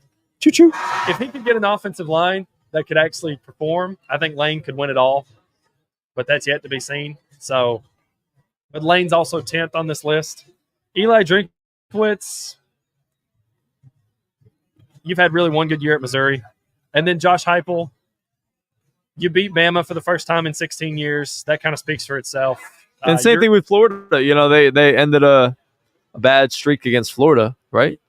Kentucky. Mark Stoops ended a 31-year streak against Florida. No, I was talking about Tennessee. Had not had much success against Florida recently. Oh, no, also not nearly. He is more Florida wins than the last 4 previous Tennessee head coaches combined. Exactly. So Heupel's worth it up there. I think he should be ahead of Drinkwitz. can I tell you guys the most overrated thing? And I'm shocked you guys haven't even said anything. Go for it. Bro, Dabo Swinney does not need to be number 2, bro. Bro, I don't care what y'all are talking about. He's gotten paid for what he's done. He's had a lot of success. You know what they call this man won 2 national titles. You know why they call the old days the old days? Because the old days is the old days, man. Deshaun Watson's not walking through that door. Trevor Lawrence ain't there anymore. Trevor Lawrence ain't walking through that door. I don't know if you want Deshaun Watson walking through that door. He might look like DJ Uiagalelei. He compared him to Michael Jordan of football, is what Dabo Swinney called him at one point in time. Listen, Dabo, I'm not feeling it. Steve Sarkisian deserves it. Lincoln Riley, I think it's an anomaly. Ryan Day, I mean, you're right. But just win a big game. Like, I'm so mad at him for losing to Oregon right now. Mike Norvell, bro, I don't know. I don't know what's going on with Florida State. He's going to get a pass this year. Yeah, he'll get a pass because it's just like, bro, are you sure this is you? But next year, his seat is the hottest in all of college football. They better look amazing. Kalen DeBoer is new. Brian Kelly, big game Brian, I get it. Mark Stoops is when big game Brian, yeah, right. Mark Stoops is when you get engaged. It's when you get engaged to a girl or man. Yep. Because you don't think that you can do better. You know what I'm saying? So you're settling. You're settling because you're like, you know what? This is probably the best I'm gonna get. This is it. Like, I'm just gonna be okay because I we'll go on a couple trips. We'll enjoy ourselves. You're settling for just, hey, I'm happy to be here. It's peaceful. I know what I'm gonna get. I'm just gonna ride here because I don't know if I'm gonna get better. And if I lose this person, who knows what could happen? You have to have faith and see what happens. Yeah. Lane Kiffin. I'm very bullish on Lane Kiffin. I love. I know you do. You love the Lane train. Would you take it back at Tennessee over Heupel? In a heartbeat. Wow. In a heartbeat. Wow. In a heartbeat. I would. That's just me though. Mr. Stand on Business, Eli Drinkowitz, not with it. It's your boy at all. That's just me. And then you know how I feel about hype, man. I want Josh Heupel to. I miss the fireworks. I miss the. I do too. I miss like I thought Josh Heupel was like an evil genius. Like, I've never seen anything like it. Which again, this year we've seen it. Excuse me, at NC State. I mean, they dropped what easily could have been 70 points if guys just would have executed. Yeah, but it just seems like guys aren't executing, and I don't all know around. why. All around, they're not executing all around. Yeah. It's frustrating. It's I miss the days. I miss 2022. I mean, it was so crazy. It felt like every time, like Tennessee was scoring like 17 seconds. I know it was insane. It was like, what's going on? It was insane. And I got too comfortable. I got used to it. They shouldn't have lost to South Carolina. They would have been in a playoff team. No, without question. We would have been in the college football playoff, and I would have loved every single moment of it. So, all right, let's talk about the next topic. Yeah. College football. Speaking of the college football playoffs, college football playoff chances right now. There was a great graphic from CBS Sports College Football that came out. Your tops of the top. Oregon, after their big win against Ohio State last weekend, 95.5%. How about Penn State having a 95.5% chance to make the playoff? That's something. We'll touch on that. They just keep winning. They find a way to win. Texas, 95.5%. Ohio State still, up there in terms of their chances to win and get to the playoff, 88%. Alabama, this is what's interesting. Alabama, obviously they have the win against Georgia, 83.5%. Tennessee, all the way down at 23% chance to make the college football playoff. Georgia at 71.5%. Miami at 54%. And Clemson at 50% chance to make the college football playoff. So my question to you guys, when it comes to the college football playoff, which team with a percent over 50 will not make it? That's the first one I want to ask y'all. Yeah. I mean, I think you just said the name. I do not think that Penn State's going to make the college football playoff. They got a 95.5% chance to make the playoff, and you're saying they will not make it. And they're assuming they're going to lose to Ohio State and win out the rest of their schedule? I think they're going to lose to Ohio State. They have to lose multiple games. If they win out the rest, they'll make the playoff. And I also think 11-1, yeah. Yeah, they're going to make the playoff. I don't think they're going to be 11-1. That's the thing. It's who are they losing to? They're going to lose to Ohio State because and they're undefeated right now. Yeah. So who else are they going to lose to? Oh, you didn't let me finish the thought. Okay, Gregory. Go ahead. They're at Minnesota. They're not going to win. They'll win against Minnesota. They're not. They will. They're not. It's cold. You're reaching. James Franklin, I'm telling y'all what this man does, bro. Every single year he drops a game that you're just like, what are you doing? What are you doing? I'm sorry, it's gonna happen. I feel like that game happened this year, and it was the Bowling Green game. Yes, and they found a way to win it. They found a way to win it. Yes. Because I'm with you. I 100% agree. James Franklin has done this. They found a way to lose a game every year. And I think that game was the Bowling Green game. You could sell me maybe, I don't want to say Washington because I think they'll lose to Ohio State. Yep. If I had to pick somebody next, that I think their second best chance to lose is probably Washington over. But that game's at home. So, but I think Washington's a little They'll more. do a whiteout in that game, and it'll be awesome. I don't know. Who would you pick, Joseph? If I had to pick, over 50% right now. So that's not counting Clemson, unless you want to round if I had up. to pick a team that I think is I think it's Georgia, man. You don't think they'll make the college football playoff? I think if we're talking about teams that are the most likely of teams that are over 50% to not make the playoff, I think Georgia's the most likely. Because if you lose to Texas this weekend, you've still got to play Tennessee at home. Yep. And you got to play at Ole Miss. Ole Miss plays significantly better at home than they do on the road. Lane Kiffin could steal one on you. Then you're a 3-loss team. I mean, yeah, you're still Georgia with 3 losses against top 15 teams, but it's like you lost to the 3 best teams you played that year. If you do manage to beat Tennessee, that game's not a given at this point. Even though it is at home, it's not a given. I think it's Georgia. I'll take Georgia as well. Really? Honestly. I can't take Miami. I believe too much in Cam Ward, and I love him. Now, if we're playing off Miggy's point where James Franklin plans to lose a game that they shouldn't lose, if we're talking about teams that are going to lose games they shouldn't, that's Miami, dog. They're 100%. That could happen this weekend. They roll their helmet out there, and Louisville's like, oh, what do you know? Hey, we just won 34-20. I just have so much blind faith in Miami because of Cam Ward. I'm with you. It's like the Chiefs. They shouldn't have won the Super Bowl last year. Their wide receiving room was trash. But they did. Yet they found a way to win the Super Bowl. That's kind of how I feel about Cam Ward. And I understand I'm comparing Patrick Mahomes to Cam Ward, but some of the shit that he's done is awesome. It's not just that. It's so much fun. For me, you don't lose me with that comparison. Okay. You lose me with Mario Cristobal to Andy Reid. Yeah, I understand that. I understand that. That's where because like the inexplicable losses for Mario Cristobal, like last year to Georgia Tech. Yep. I don't know if we'll see that again from this Miami team. Maybe they're just too talented. That's what I'm saying. Like it feels like they could have lost the last game or two, but they found a way to win it. That's the games they would have lost in years past. I just don't. If they beat Louisville this weekend, I think their only other chance to lose really is at Georgia Tech, and that's just because Georgia Tech runs a weird offense. They get very very similar situation to Bama Vandy. Well, it ain't because of Mario Cristobal. I can tell you that.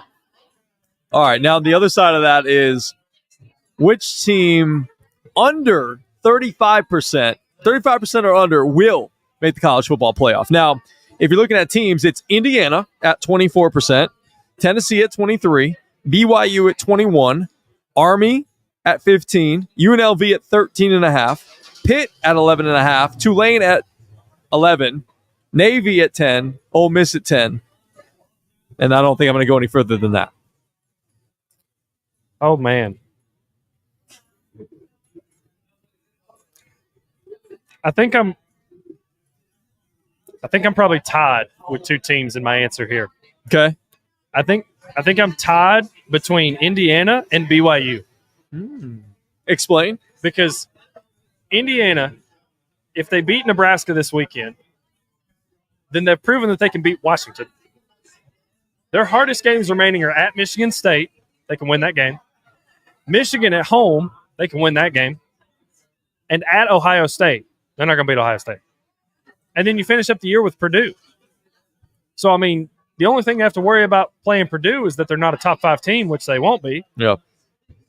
I think Indiana has a really good shot to be 11-1. God, I can't even imagine Indiana 11-1. That's so weird. My other team, BYU. Yeah. And that's just because the Big 12 is sheer chaos. We love chaos. I don't think there's a team in this league that is just better than anybody else. But listen to the rest of BYU's schedule. They play at Oklahoma. They play Oklahoma State at home. Yep. So Oklahoma State's playing in Provo at 10:15 p.m. Eastern. No, you don't go into Provo at 10:15 p.m. Eastern and beat BYU. It just don't happen.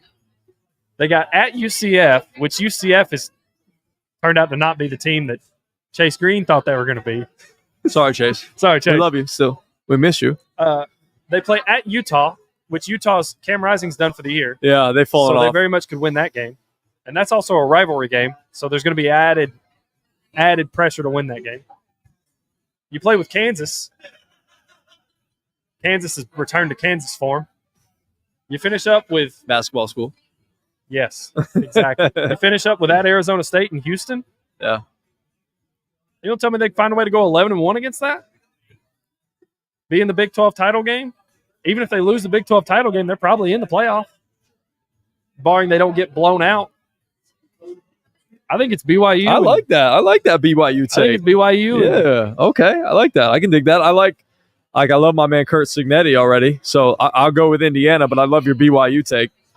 Mick, you got any thoughts on this one? Man, you know where I'm going. It's no Tennessee. No question. Yeah. Tennessee. I think that this weekend's going to show me everything I need to know. Okay. You beat Alabama. I mean, you very well play yourself into the college football playoff because you're going to be a 2-loss SEC team. I think a 2-loss SEC team gets in comfortably at either 9 or 10 or one of the at-large. Yeah, they'll be there. But it's so crazy that Tennessee's last game very well could keep them out of the playoff. They have Vanderbilt. A trip to Vanderbilt. In Nashville. And you know they're going to love nothing more Yeah. than to just ruin that. That's their Super Bowl. Yeah. So that's the only thing that's keeping me worried. But if I'm not choosing a homer pick,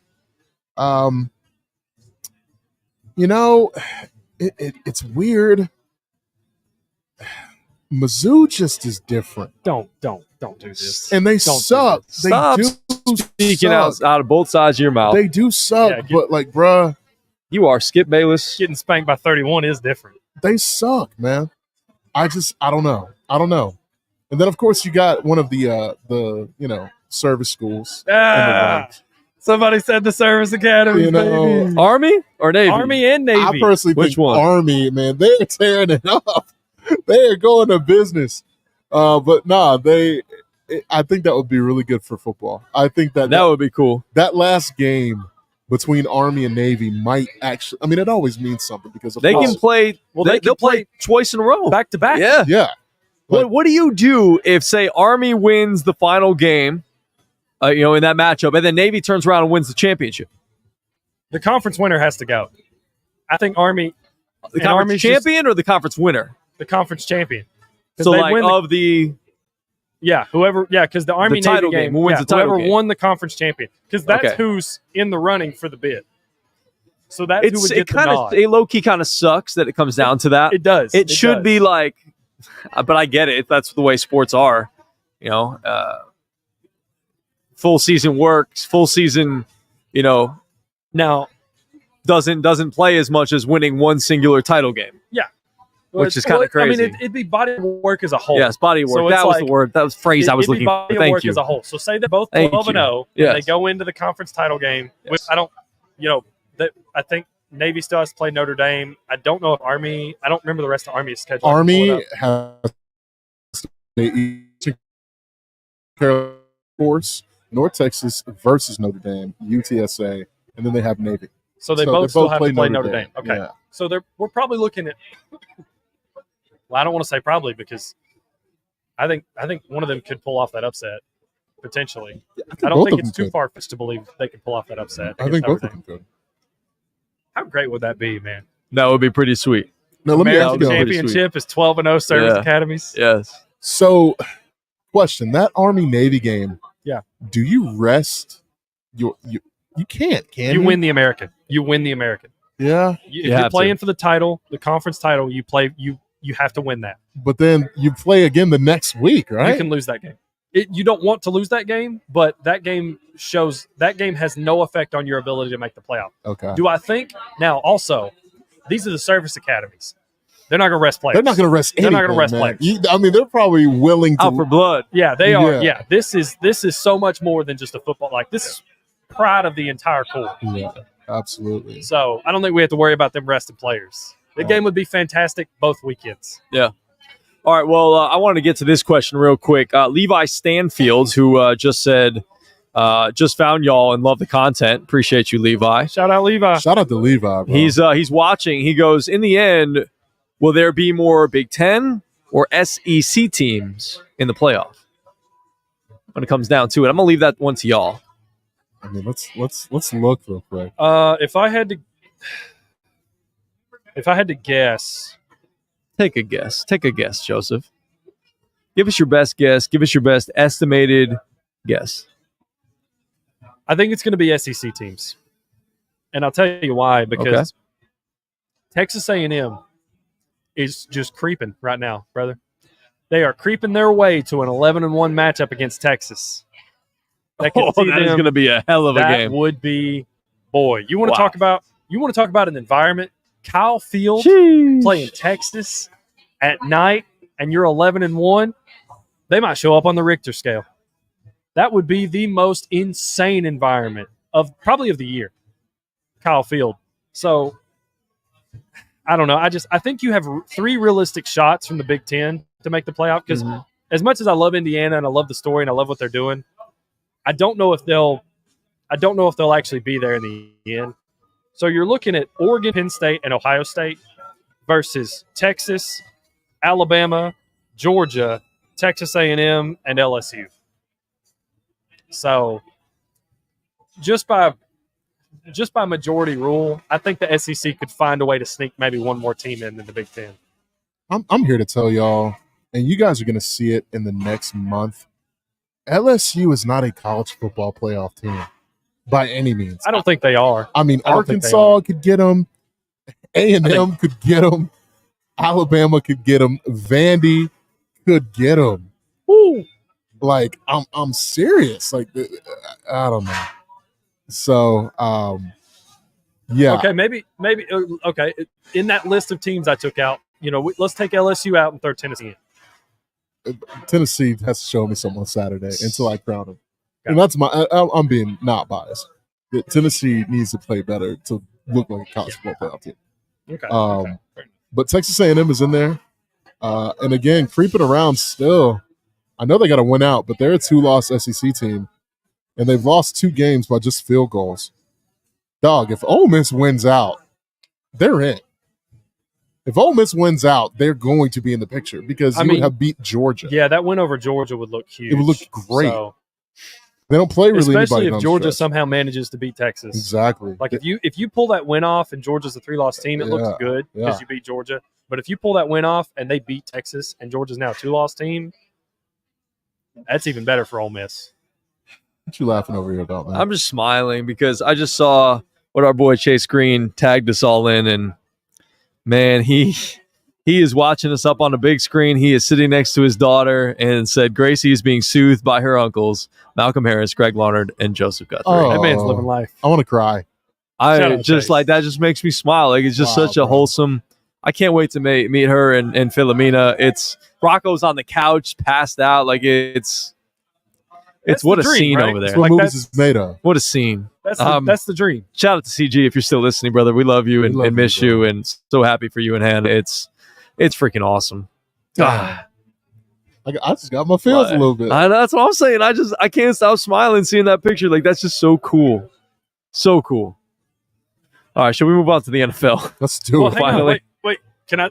I Sure. know. I'm sorry. I'm No, sorry. Do it don't, to don't him, Joseph. apologize. Can I throw for- Come on, one? Jay. Can I throw one last curveball at you guys? I love just, curveballs. I just want to hear y'all's opinions on this. Let's knock it out the park. Come on. So, Did y'all happen to see Travis Hunter's comments I'm on so happy Ashton you asked Genty? this. I'm so happy. Did you happen to see what Travis Hunter said about Ashton Genty? No. And if not, Greg, I can pull it up and I'll read it to you. Read it to me. Tell me a story. Let me find real quick. So basically, in an interview, and I don't know what show he was on, but in an interview with Travis Hunter, he mentioned, and this is the quote from the tweet from On3. I mean, y'all see Ashton Genty. It's not like we haven't seen a running back that's good. We haven't seen a player that plays both ways, and I'm going to keep saying that. Ooh. So that was his initial comments. I'll throw up what I said on Twitter, and I'll let you guys run with it. So I quoted the tweet, and this is what I said. I said, while it's true that we have seen running backs win the Heisman semi-recently, Derrick Henry's the last one. It's not recently, but semi-recently, within the past 15 years, because it's kind of become a quarterback award, and we all know that. So we haven't seen the kind of production that Genty's having. He's on pace to break a record that is 35 years old. 1988 was when Barry Sanders set the rushing record that he currently holds. I went on to later say, we haven't seen a two-way player before, in quotes, is objectively false. Jabril Peppers and Charles Woodson both played both ways. Charles Woodson did so and won a Heisman. He did. I say that, and I also include neither one of them played at near the production level that Travis Hunter's playing at. No one close to the number of snaps that Travis is playing at. I'll give you that all day, 100%. I'm not trying to take anything away from Travis by any means, because what he's doing is incredible. I finished it up with saying all that to say, if either one of these players won the Heisman, you would have zero criticisms from me. None. We shouldn't downplay the level of season that either of these guys is having. They're both incredible. They are both incredible. And I think the point that you made is really valid about Ashton Genty and the type of year that he's having this year. Because I just went and pulled it up. I looked up Derrick Henry's last year when he won the Heisman. In 15 games, he had nearly 400 attempts, over 2,200 yards, in 28 touchdowns. He averaged $150 a game. Yep. And won him a Heisman. Ashton Genty, through 6 games, has 126 carries for almost 1,300 yards, 17 touchdowns, and is averaging almost 210 yards a game. And in some of those games, he hasn't played in the second half. That's insane. Insane. Like, dude. Those are the numbers. I understand what Travis Hunter's point is, and it's well taken. Any other year that a running back is not doing this crazy as shit, I'd say, yeah, Trav, you're probably the Heisman. You are definitely the Heisman. But right now, with what Ashton Genty's doing, it's remarkable. Yeah. Well, and he could break Barry's game. He could break Barry Sanders' record in 10 games. Yes. That's insane. I feel like Miggy's going to go a Miggy take on us and go complete opposite. But no. I mean, Ashton Genty's cool. It's great. I want to hear your thoughts. It's awesome. I want to hear your thoughts. It's awesome, man. I'm just, and again, I'm not trying to take anything away from Travis by any means, because what Travis is doing is absolutely incredible. Like, watching him play football, his football knowledge, the way he plays, the way he reacts, his body control, he's an incredible player. But to just say we've seen running backs do this is just objectively false. Because in my lifetime, I haven't. Yeah, we haven't. I wasn't alive when Barry Sanders was doing what he's doing. All right, guys. It's time for a Miggy take. Oh, I'm ready. All right. Can I get some wings while I have to listen to this? Yeah. I mean, he has sauce, 17 touchdowns. That's amazing. Dylan Sampson has 15, bro. You got Bryson Daly. I mean, he has 14. Like, yeah, it's cool. It's awesome. It's amazing. Bro, there's other running backs still doing what Ashton Genty's doing. Yeah, I know the yardage is crazy and this and that. It's gonna if Dylan Sampson plays UTEP and they're just feeding him for 4 quarters and not taking him out, he could catch him in yardage. I'm telling you, and just to bolster the stats. Well, that's the thing. Like, Genty's getting taken out of games, and he still has that amount of yardage. Dylan Sampson has 700 yards. But my thing is Ashton Genty playing defensive end?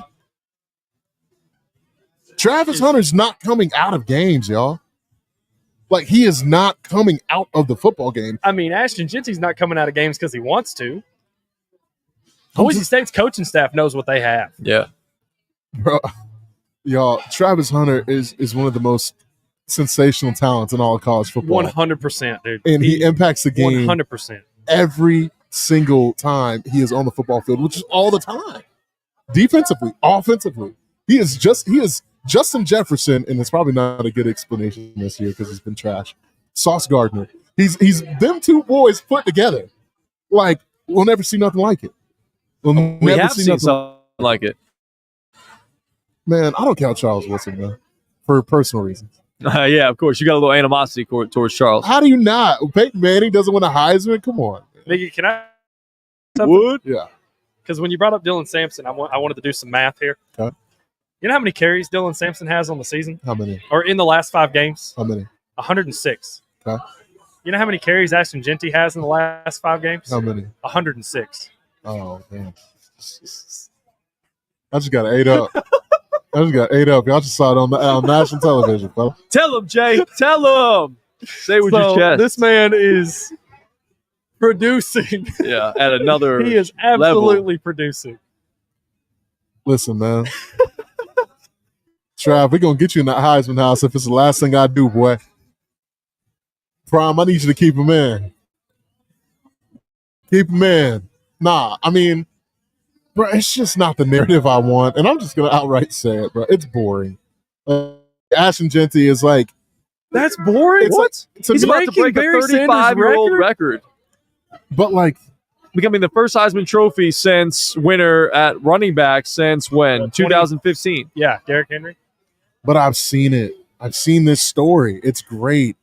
I feel like it's, and I'll equate this to a movie. Y'all remember when Chick won the Piston Cup in Cars? God. This is how I feel. This is not Chick Hicks winning the Piston Cup. It's like, here, bud. This is not. Here, bud. Like, I'm trying to get Lightning McQueen, man. Like, here, bro. Like, damn, you won. Phenomenal. Like, real ones know. We all want to see Trav in the Heisman house, and I don't know what he's going to have to do, but he needs a Heisman moment. Like a 2-interception game, a 250-yard game. He's going to absolutely go bananas, dog. He has to. We'll see, man. And like I said, dude, I have no problems with Travis Hunter winning the Heisman because to me, if we gave the Heisman this year to Travis Hunter or we gave it to Ashton Genty, we would actually be doing more along the lines of what the Heisman is than we have in the past few years. I agree with that 100%. Because, I mean, I'm looking at other candidates that are going to be there. I mean, it's Genty, it's Travis Hunter, it's Cam Ward. I mean, it ain't Jackson Dart anymore. It ain't Jackson Dart. Nope. Is it Shador, bro? It can't be Shador when he's not even the best player on his own team. That's man. what I'm saying. True. It better not be no damn Dylan Gabriel. It better not what? It better not be no damn Dylan Gabriel. It would be Cam Ward before it was Dylan Gabriel. It's Cam Ward. Are they just going to have 3? Ryan Williams? Hey, boys, listen, okay? Michael Myers is waiting for the Ducks Friday night. You don't just walk into Purdue with a top 5 ranking on your team and expect to come out there unscathed.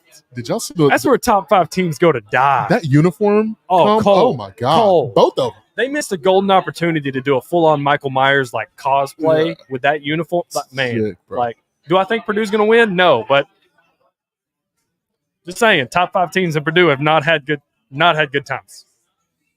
Top 5 Big Ten teams at Purdue specifically have not had a good time.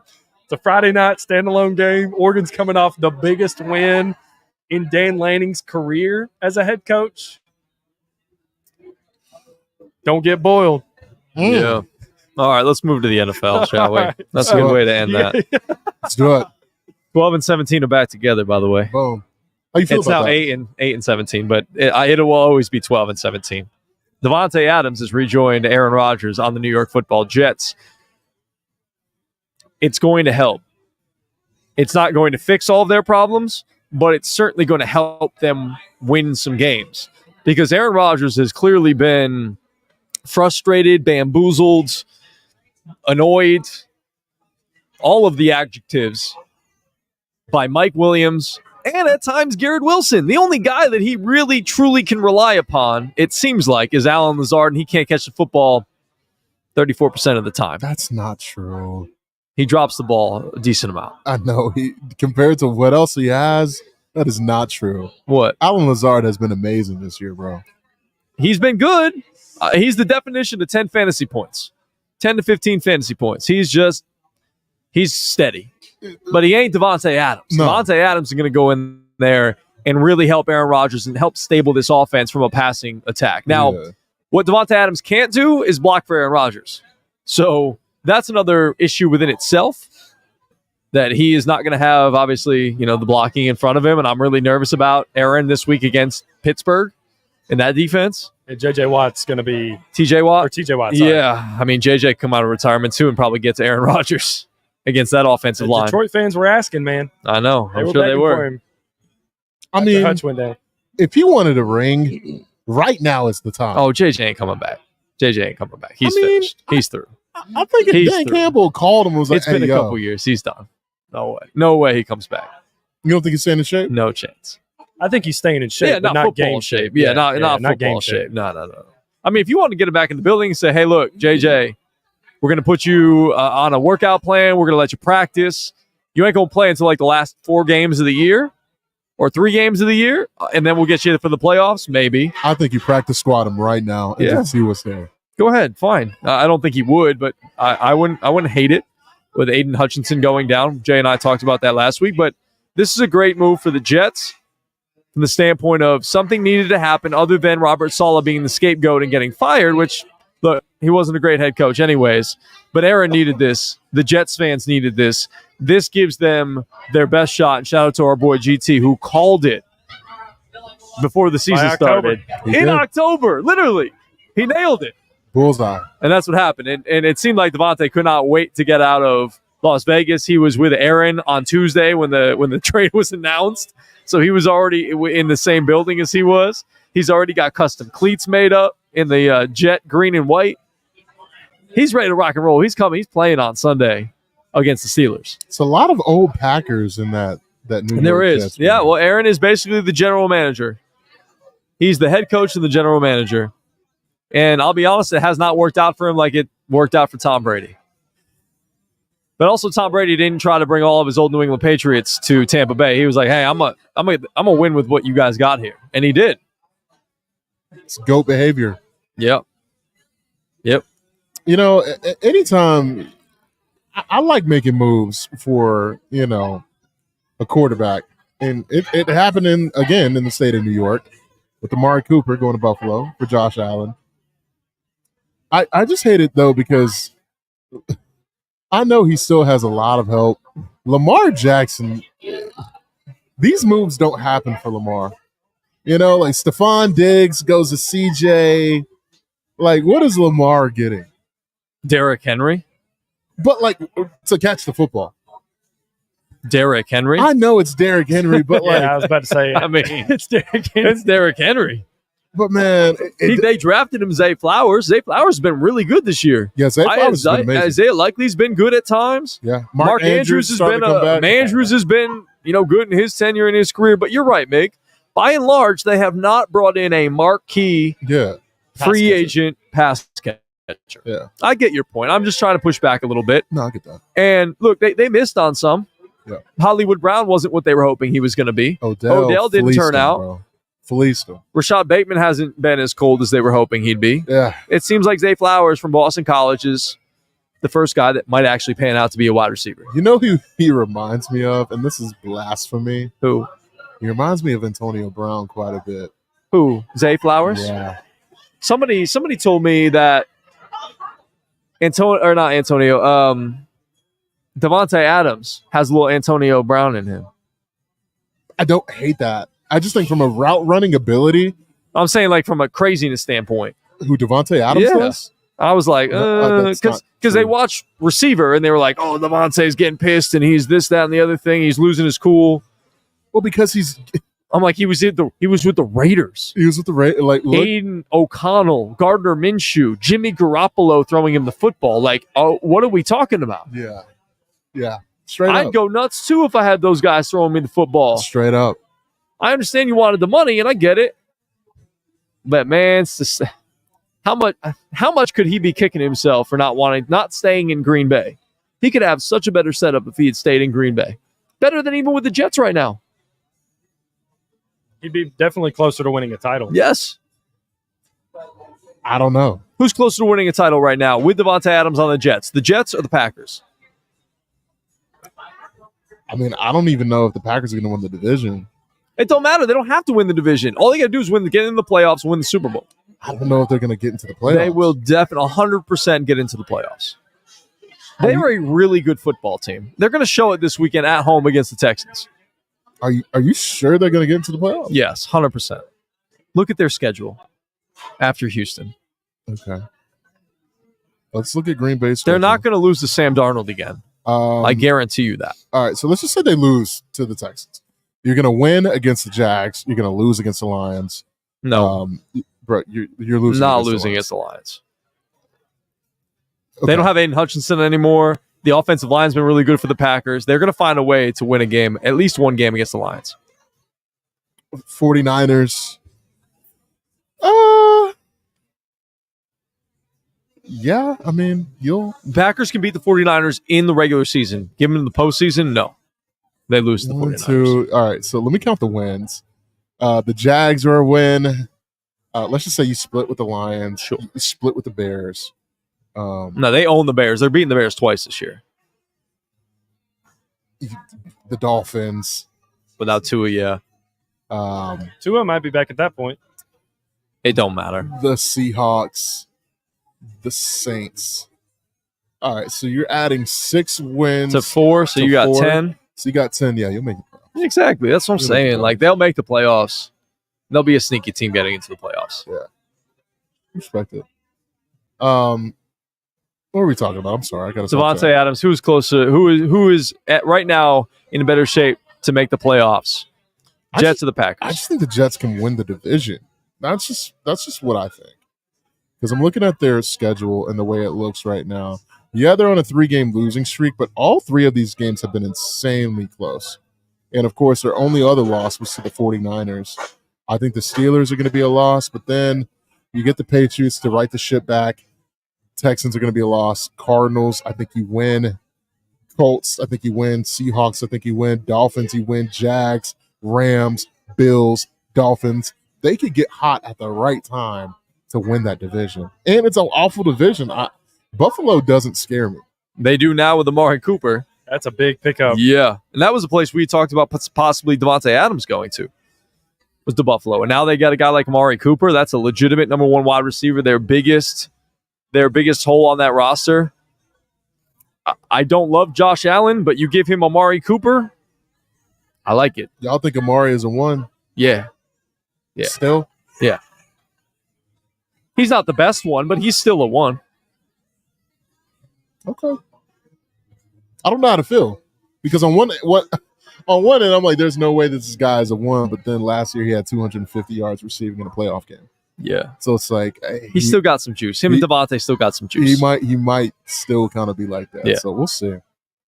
Yeah. I think he certainly will. So big pickup regardless for the Jets and the Bills.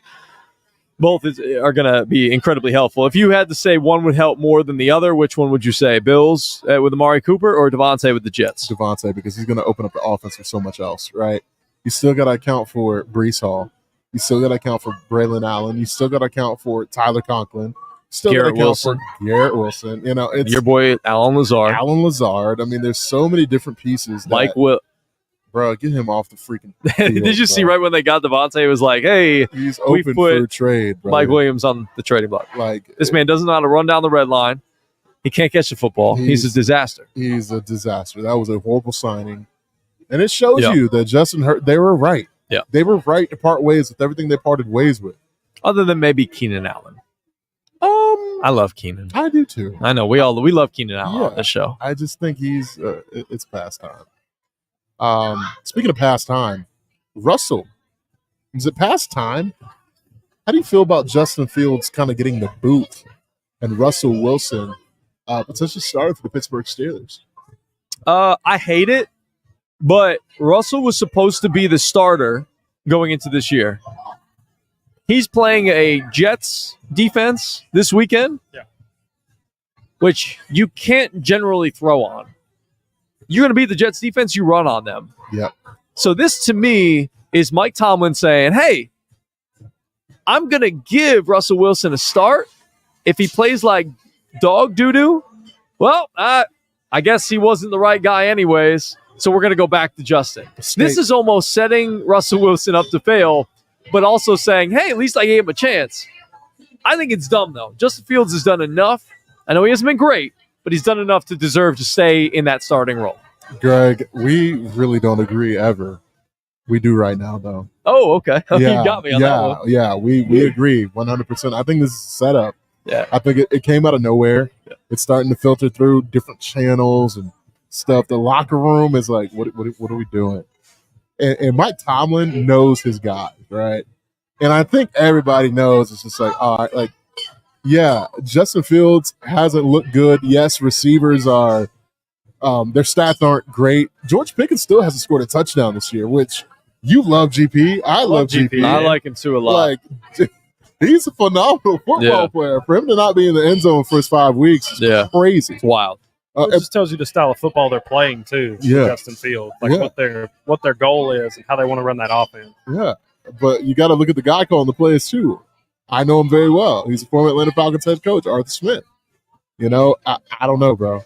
So it scared the mess out of me. Yeah. Well, look at it this way too. If Russell Wilson does happen to play well, then it's like, oh, this was our guy from the beginning, and he showed it. So like, this is really like kind of a no-lose situation for Mike Tomlin. And I saw all the memes today about how the the Pittsburgh Steelers are getting a little too far away from 500. We got to put Russell Wilson back in so we can finish 9-8. Barely finished. Got to finish with just above. Yeah. Just above 500. Right around 500. Whoa. Russell Wilson help us get back to that. You're going against the script, Russ. Yeah. How many games do you think Russ has if he plays bad? 2. I don't even think it's 2, bro. It might be 2. I could see it being 1, like we were talking about. It being a setup for Russ and setting up for fail. And, hey, we tried Russ, and it was bad, so we're going to go back to Justin. I think this is hey, Russ, we're going to give you a chance. If he looks terrible, ring, Miami Dolphins. You're not moving that ball, are you? Let's go ahead and here's Russ. I want this. Yeah. Give me like a 4th round pick. Give me some type of capital. Give me Snoop Huntley and a 4th rounder. Here's Russell Wilson. And he can mentor Tua. Yeah. Kind of nurse him to health. And it's cheap. And just Russ is now a journeyman in the National Football League. Yep. I'm sorry. I'm shattering out here, bro. Yeah. It's a little chilly. It got there. Yep. It's getting a little cooler out here. It got icy. It's cold. Cold, bro. I'm ice cold, though. You are. I am. All right. Joseph has a fantasy question. Oh, yes. Okay. So that he did not preface us before the show. He wanted to give it to us live on the show. And I know we're going a little bit long here. We appreciate y'all sticking with us. Live and or listening after the fact. Yes. I have a quarterback on a bye this week, and I'm looking at 2 options. Option number 1 is Aaron Rodgers playing the Pittsburgh Steelers. Yep. And T.J. Watt and Joey Porter Jr. and Minkah Fitzpatrick and having to throw against that defense. Option 2 is Trevor Lawrence in London against the Patriots. I'm leaning Trevor Lawrence, but I was wondering if you guys had some advice. I watched Trevor last weekend, watched the entirety of the football game. There were 4 drop touchdown passes. Yes. They're not catching the football. It's not a Trevor thing. If you're watching the games, Trevor has been really good. With that being said, do you have any other option? Can you take Daniel a rookie? Jones? No, Malik Neighbors seems like he's coming back. And I think the Giants are playing. I don't remember who the Giants are playing. Giants have the Eagles. And they have not been great against not a great defense. But it is a divisional game. Those games are always tough and tight, weird. Is that Eagles at home? No, Giants are at home. Giants are at home? And there's the return of Saquon. Energy's going to be high. Yeah. I would go with Daniel Jones. Can you get Stafford? No. Can you get like a Kirk Cousins? Is no. No, it's pretty much Daniel Jones, Aaron Rodgers, or Trevor Lawrence. Yeah, go with Danny Dimes. I'd already picked up Trevor Lawrence. I would go with Daniel Jones with Malik Neighbors back. If Neighbors wasn't back, I'd go Trevor Lawrence. Yeah, he cleared protocol as Yeah. of 4 o'clock today. Yeah. Okay. So you're good. All right. Yep. Appreciate that, boys. Yep. All right, so I know we had a core 4. Just a little mini 5-pack. Mini 5-pack, real quick. Oh, we doing picks? Yeah. For the NFL? Yeah. Oh, I love this. Let's go Detroit at Minnesota. Y'all, I'll start. I'm gonna go Detroit because I just think they're a better football team. I do. I think Jared Goff is sensational. And I love what they're able to do. Amon-Ra St. Brown has been referred to this week by George Pickens as a slot merchant. You're going to see that early and often. Give me Detroit. What about you guys? I know Jared Goff is on the road, and typically he doesn't play as good on the road. But Detroit is a better team. I know you've really lauded Brian Flores in the job that he's done as a defensive coordinator So with Minnesota. good, He's been really good. So good. Detroit seems a little different. Even with Aiden Hutchinson, I just don't think this Minnesota offense is that great. Aaron Jones might not play in this game, and that would be hurtful. I'll go with Detroit on the road. Nice. Speaking of, real quick, on Aaron Jones, thoughts on Minnesota picking up Cam Akers? I mean, that says something. I mean, I think they're a little worried about the hamstring. It's been bothering him for a little while now. I fear that Jones is going to miss a couple of weeks. Cam doesn't really move the needle for me, but at least he's better than Ty Chandler. yeah, and that hurts me. Hurts Why? Because he's a former Tennessee Vol. Oh, it was he? I didn't even know. Yeah. Ty Chandler played for Tennessee. Sorry, Ty. No, you're good. He went to North Carolina, so you're good. You Okay, would have known. Bet. But anyways, sorry. I'm rolling with Detroit. Sam Darnold's played really good this season, but I think he's due for a bad game. I think he's due for a stinker. And what better defense for that stinker to come against than Detroit's defense? Ben Johnson was in his absolute bag against the Cowboys, and it was incredible to watch. I mean, you're running a hook and ladder to Penei Sewell. How can I not pick you? Dog. I'm going with the Lions. What did you call him? Yeah, a hook and ladder. No, what did you call the offensive lineman? Oh, he's a wizard. What did you call the offensive lineman? What was his name? Penei Sewell. Is it not Sewell? No. Is it Sewell? Yeah, Penei Oh, Sewell. was it Sewell? Oh, Yeah, Penei Penei Sewell. Sewell. Sorry. I was like, Benet Sewell? that just got me. That was funny. Either way, that man caught a hook and ladder. And tried if to you're doing house that- it. That was You're awesome. doing that on the I biggest love. brand in Yeah. arguably the biggest brand in sports. Oh yeah, You're out for style. I points. love to disrespect the Cowboys. That was awesome. Give me the Shout out lights. to Ben MCDC, Johnson. baby. Yeah. Houston at Green Bay. I'm going to go Green Bay all day. Easy day. Go ahead, you guys. I mean, I'm gonna go Houston, and I think I love the disrespect. I Keep think disrespecting us. I think they cover fairly easy. I mean, Easy. Is Jair playing? I don't know off the top of my head. Yeah, I don't know who covers. I mean, Xavier McKinney is only one guy. You know? The rest of that secondary has been awesome. Yeah. Evan Williams and Xavier McKinney have been two of the best safeties in the entire league. They got Javon Bullard there. Eric Stokes has been good. Keyshawn Nixon's a little bit of a liability. Yeah. But I just love the way Jeff Halfley is just like letting it rip there with that defense. It's fun to watch. I love Tank Dell this weekend. I really do. So give me Houston, and I think it's going to be a good game. I'm riding with Houston also. Big Look- CJ Stroud fan. I'm a big CJ Stroud fan, so I'm rolling with Houston. Looking at going down to Atlanta, we got the Seahawks coming into town, taking on the Atlanta Falcons. Jay, talk to me. How you feeling? I like Atlanta in this game. Yeah. I like Kirk O'Chains. I like Kirk becoming part of the culture. You know, he's really starting to get that Atlanta on him. He is. Give me Big Kirko. Kirk with Kirko A. to beat the Seahawks. Yeah, I'm going to double down on that, and I'm going to talk about Jair Alexander's father for a second. I'm talk about Drake London, top 5 wide receiver in the NFL. Drake London has been amazing this year, and if you haven't got the chance to watch him, definitely tune into a TV and see. I think he is head and shoulders the best receiver taken out of the 2021 draft over Garrett Wilson. Give me Atlanta big, man. The way you guys talking about Kirk, you're talking about Drake London. The way that you beat the Seattle Seahawks is you run against them, and you can run with Bijan, who I know some of us were worried about Bijan. He really hadn't scored many touchdowns. He got 2 tugs last week. You had the two-headed monster rocking and rolling with Tyler Bowling Ball Algier. He actually led the backfield in carries and yardage. I mean, that's a hard thing to stop, and that's how you beat Seattle. They're at home for the A. It will be the Atlanta Falcons. Respect it. DK Metcalf's going to be great, though. I just want to say that he has been. I like DK a lot. It's a great matchup. Quick note. Yeah. And I was looking at this the other night when I was watching the Seahawks.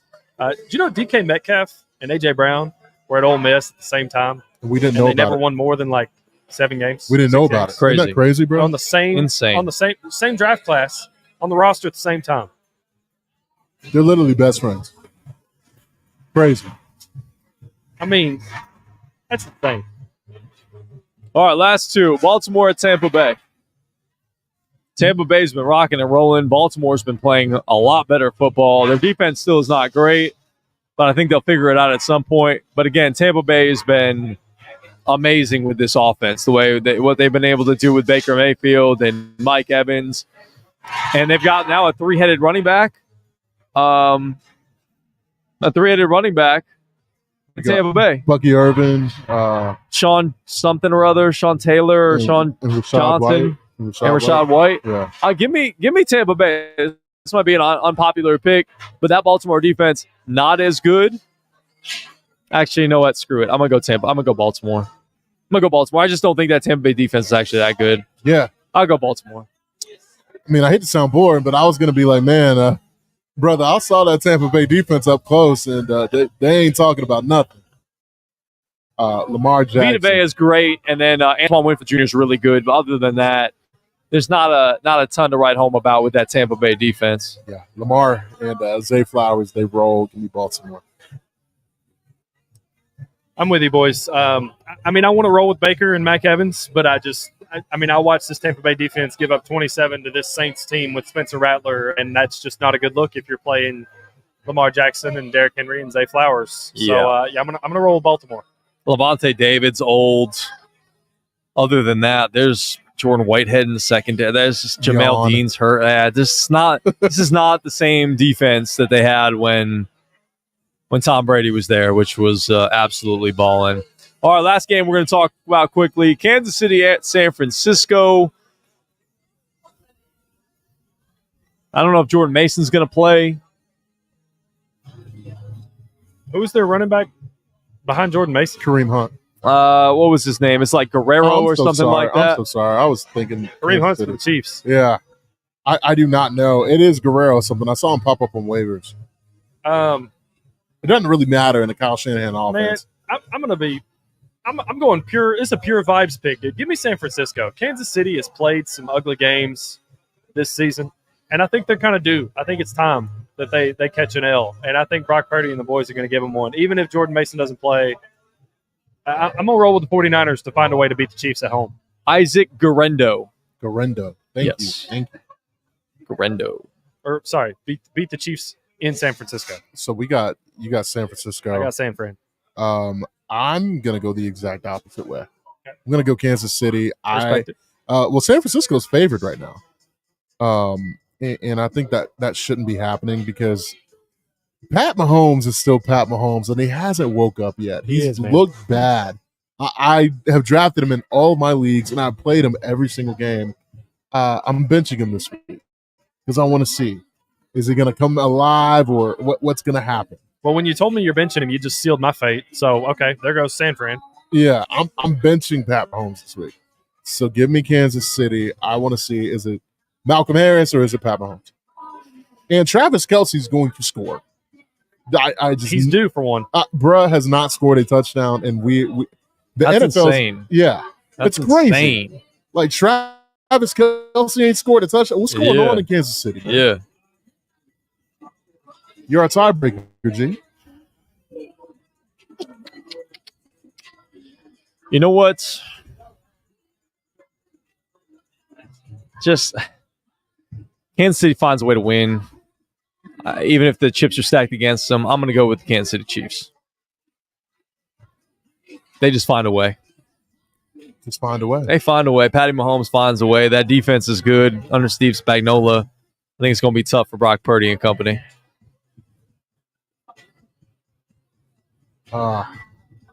F the Dodgers. Yeah, and let's go home. I was gonna say, Yeah. I'm sorry. Yeah. Stars with stars it was tonight. it was a fun run. It was a fun run.